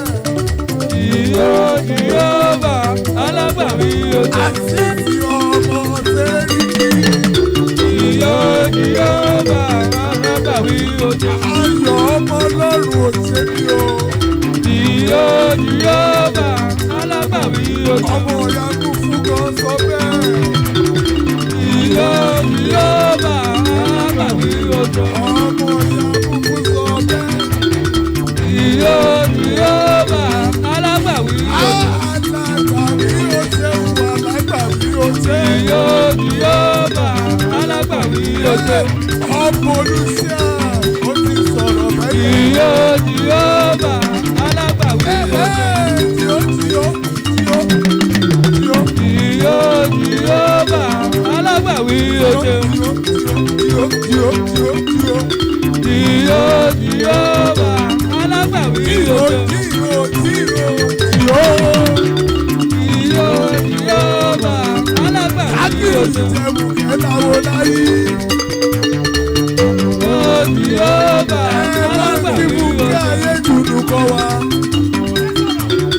Iyo Jehova alábàwí oṣù. Kí mo yọ sọ́rẹ́ sọ́gbẹ̀kọ́ o. Iyo Jehova alábàwí oṣù. Bá kí mo yọ sọ́gbẹ̀sọ o. Iyo Jehova alábàwí. Ẹ bá kí mo kẹ́ ọmọ ayé jù ọmọ ẹ̀dọ̀kọ̀. Iyo Jehova alábàwí oṣù. Sanwó. Iyo Jehova alábàwí oṣù. Lọ́rùn ta. Iyo Jehova alábàwí oṣù.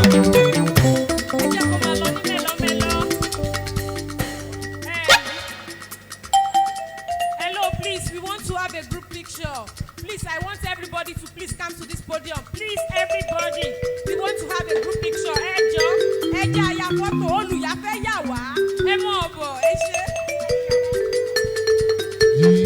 Jehova alágbàwí oṣù.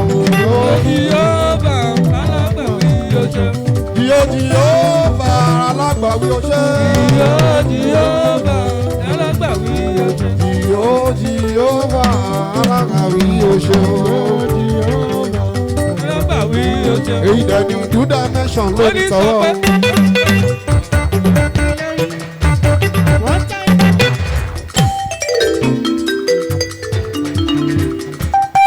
Èyí dẹ̀ ni new dimension tí mo sọ. Kọ́lọ́run má paná ìfẹ́ kárí rẹ̀ bára ṣe. Kọ́lọ́run má paná ìfẹ́ kárí rẹ̀ bára ṣe. Ọlọ́pẹ́ ìṣọpẹ́ ọlọ́pẹ́ ìṣọpẹ́ ọlọ́pẹ́ ìṣọpẹ́ ọlọ́pẹ́ ìṣọpẹ́. Ọlọ́run má paná ìfẹ́ kárí rẹ̀ bára ṣe. Ọlọ́run má paná ìfẹ́ kárí rẹ̀ bára ṣe. Yáyọ̀ sọ wípé mo ní lẹ́bà lóró jọ ọ̀dọ̀ ni. Àwọn akẹ́lí ní Olúwa. Ẹ̀jẹ̀ kájọ sọ́wọ́ pọ̀ kájọ igi yóò bá kí lọ́bà wọ̀. Lẹ́bà. Ọlọ́láyé mi mo bá ròdó. Akẹ́lí ní Olúwa. Dayo. Ẹ̀jẹ̀ kájọ sọ́wọ́ pọ̀ kájọ igi yóò bá kí lọ́bà wọ̀. Lẹ́bà jó dáadáa ni o. Àwọn áńgẹ́lì Olúwa o. Ẹ jẹ́ ká yọ̀ sówọ́ pọ̀ kájọ ìjì yóò fa mọ́yọ̀. Pé lọ́ba wọn lọ́ba lẹ́bà lójoojọ́ ọ̀dọ́ ni. Fúnkẹ́ àwọn áńgẹ́lì Olúwa. Ẹ jẹ́ ká yọ̀ sówọ́ pọ̀ kájọ ìjì yóò fa. Pé lọ́ba wọn ó yá tìgẹ́.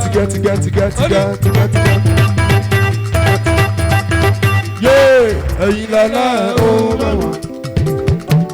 Ẹ̀yin lẹ́lẹ́ ó gẹ̀wà. Ẹ̀yin lẹ́lẹ́ ó gẹ̀wà. Ẹ̀yin lẹ́lẹ́ ó gẹ̀wà. Ó yá sọ pé ó wà níwòwò. Ó daṣọ bò mí o. Ebi ń pa mí. Ẹ tún fún mi lóúnjẹ. Òǹgbẹ́ngbẹ́ mi o. Ẹ tún fún mi lómi mu. èmi wá sọ pé ṣèyí ó ṣe é fẹ́ o. ó wà ní wòwò sẹ́ ọjọ́ omi o. ebi pa mi sẹ́ ẹdún fún mi ló jẹ. òun gbẹ́gbẹ́ mi o ẹdún fún mi lómi mu. èmi wá sọ wípé nítorí Ìbáṣọ̀run ó yá sọ wípé mo ní sẹ́ kẹlẹ́nu ṣẹlẹ́nu. kẹlẹ́nu ṣẹ. ó ní ọjọ́ ìgbẹ́rù kọ́lé ṣe fún ọ̀bẹ́lẹ́ mẹ́rin ṣeré ẹ máa wí kiri. dada máa dá kànjọ yẹyẹ lọ́mọ dada mo ní sẹ́ kẹlẹ́nu ṣẹlẹ́nu. kẹlẹ́nu ṣẹlẹ́nu rẹ̀. dádì èmi náà rẹ̀ táyé ti rò pé ní ìjọsí. èmi náà rẹ̀ tẹ́ni gbèdé jẹ́ kankan mọ́. Olúwa má ṣe o, ó sọ mí dómìnira. Ọ̀fìlàfìlà rẹ̀ ò tó bẹ́ẹ̀ ni ò já. Ó dọ̀dọ̀ láàrin àwọn ṣíbí ilé mi ò gbọ́ ilé. Onígbàdí yóò wá sí wọn. Ọlábì Jonathan. Ó fi ìbọn bá òkú. Ó yá gbogbo yín sọ pé láìpẹ́ láìjìnà. Ayọ̀dẹ fẹ́rẹ̀ dé Ọlábì Jonathan. Láìpẹ́ láìjìnà.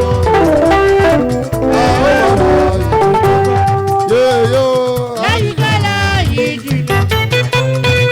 Ayọ̀ mi bẹ̀rẹ̀ dé. Láìpẹ́ láìjìnà. Ó yá sọ pé orin ayọ̀ ni máa kọ. orin ayọ̀ ni máa kọ. Bẹ̀rẹ̀ máa mú mọ́ra. Máa mú mọ́ra. Orin ayọ̀ ni máa kọ tẹ́. Orin ayọ̀ ni máa kọ. Olùgbàlà ti bá mi ṣe o. Elédùmarè tó bá mi ṣe o. Orin ayọ̀ tó bá mi ṣe o. Elédùmarè tó bá mi ṣe o. Ó yá sọ pé bàbá mi mọ́. Bàbá mi mọ́ mọ́ gbàgbọ́ mi.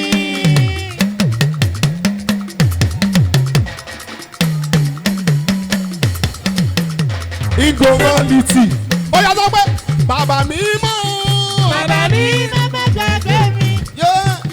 Orí mi mọ́ gbàgbé àdéhùn tọ́jọ́ ṣe.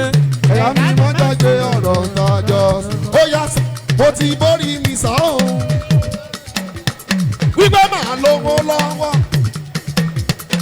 Wípé màá bímọ lẹ́mọ̀. Wípé ọ̀nà mi àdá sí ń rere. Mo ti borí mi sá o. Wípé màá rí tèmi ṣe. Ó yá kí lẹ́mi má dàrú o. Èdùmàrè kí n máa fọwọ́ mi gbọ́ mọ̀ sí àmì aṣọ o. Bàbá mi máa gbọ́ o. Èdùmàrè ayé máa fọwọ́ pa ìjìyà mi o. Ajẹ́wọ́.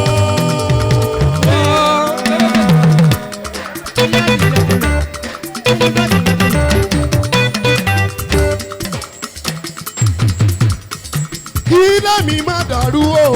Èdùmàrè kí n máa fọwọ́ mi gbọ́ mọ̀ sí àmì aṣọ o. Bàbá mi máa gbọ́ o. Èdùmàrè. Ẹ̀rọ mi máa fọwọ́ pa ìjìyà mi o. Ajẹ́ wọ́.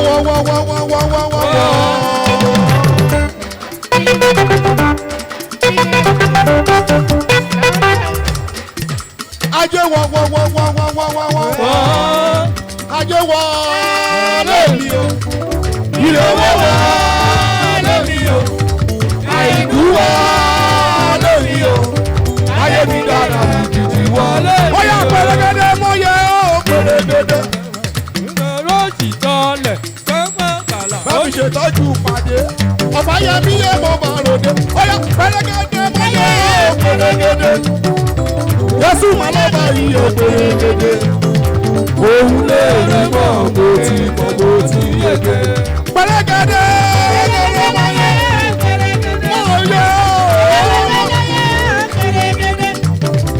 Yẹ́sù máa lọ́ba yìí ó pẹ̀lẹ́gẹ́dẹ́. Òun lè rí mọ́. Ejura nàgbọ́. Ejutọ́ lọ́rùn ṣe ti rà. Àlọ́lé kọjú dá sí.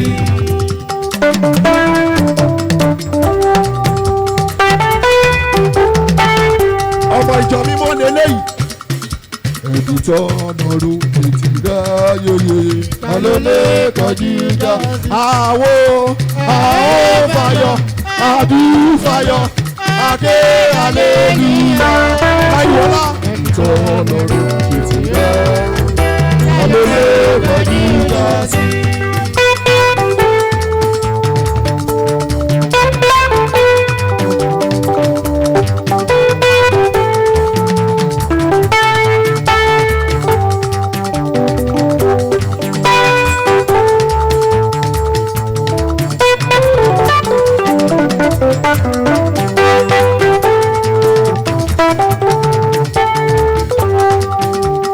Ó yá sọ pé mímọ́ mímọ́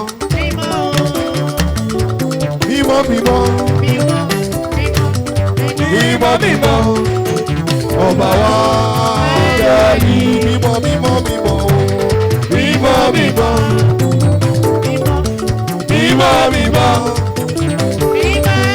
mímọ́ mímọ́ ọba wa jẹ́ ẹ wo lẹ́fún ẹ wo lẹ́fún. Ẹwọ́lẹ̀ fún ẹwọ́lẹ̀ fún ọba wa kẹ́rì. Ó yá sọ pé mímọ́ mímọ́ mímọ́ mímọ́ láyé ní sùúrù mímọ́ mímọ́ lọ́ba wa kẹ́rì yóò pàdé mímọ́ mímọ́ mímọ́ mímọ́. Mímọ́ torí ọmọ ìjọ mímọ́ nítorí ọjọ́ mímọ́ ọjọ́ agbára náà tí ọ̀sán dòdò. ọmọ bàbàrẹ ìmọ́lẹ̀ rẹ òkòkò bára dà.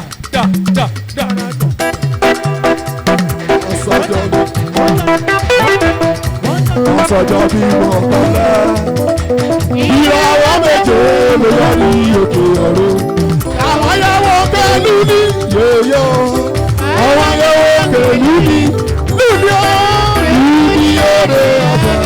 Ìràwọ̀ méje ló yọ ní òkè ọ̀run. Àwọn yẹ̀wò pẹ̀lú ní oṣù kẹta ọjọ́ kọkàndínlọ́gbọ̀n. Ọdún 1947. Iye ìṣẹ̀lẹ̀ agogo ẹ̀ta ọ̀sán. Ọ̀wẹ́ sí ké ọjọ́ fa. Èyí lọ́kọ̀ ìkẹyìn. Lásọ̀kalẹ̀ látọ̀run. Iye lóhùn náà pé ìwé níjọ náà. Nítorí ọmọ ìjọ kò sí lọ́wọ́ oṣó, kò sí lọ́wọ́ àjẹ́ òláyé. Gbogbo agbára Jésù lọ́wọ́ rẹ̀ ló wà.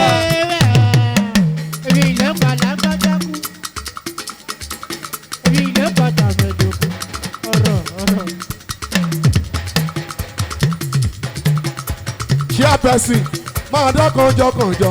Àní kò sí lọ́wọ́ oṣó ẹ̀ mà sí lọ́wọ́ rajẹ́ ò láyé. Gbogbo agbára Yòtúndé lọ́wọ́ rẹ̀ ló gbà. Kò sí lọ́wọ́ oṣó ẹ̀ mà sí lọ́wọ́ àjẹ́ ò chairperson o. Gbogbo agbára Jésù lọ́wọ́ ẹ̀ tún wá gbọ́. Ọ̀dọ̀ tọ́lọ́ rògbà ṣòro.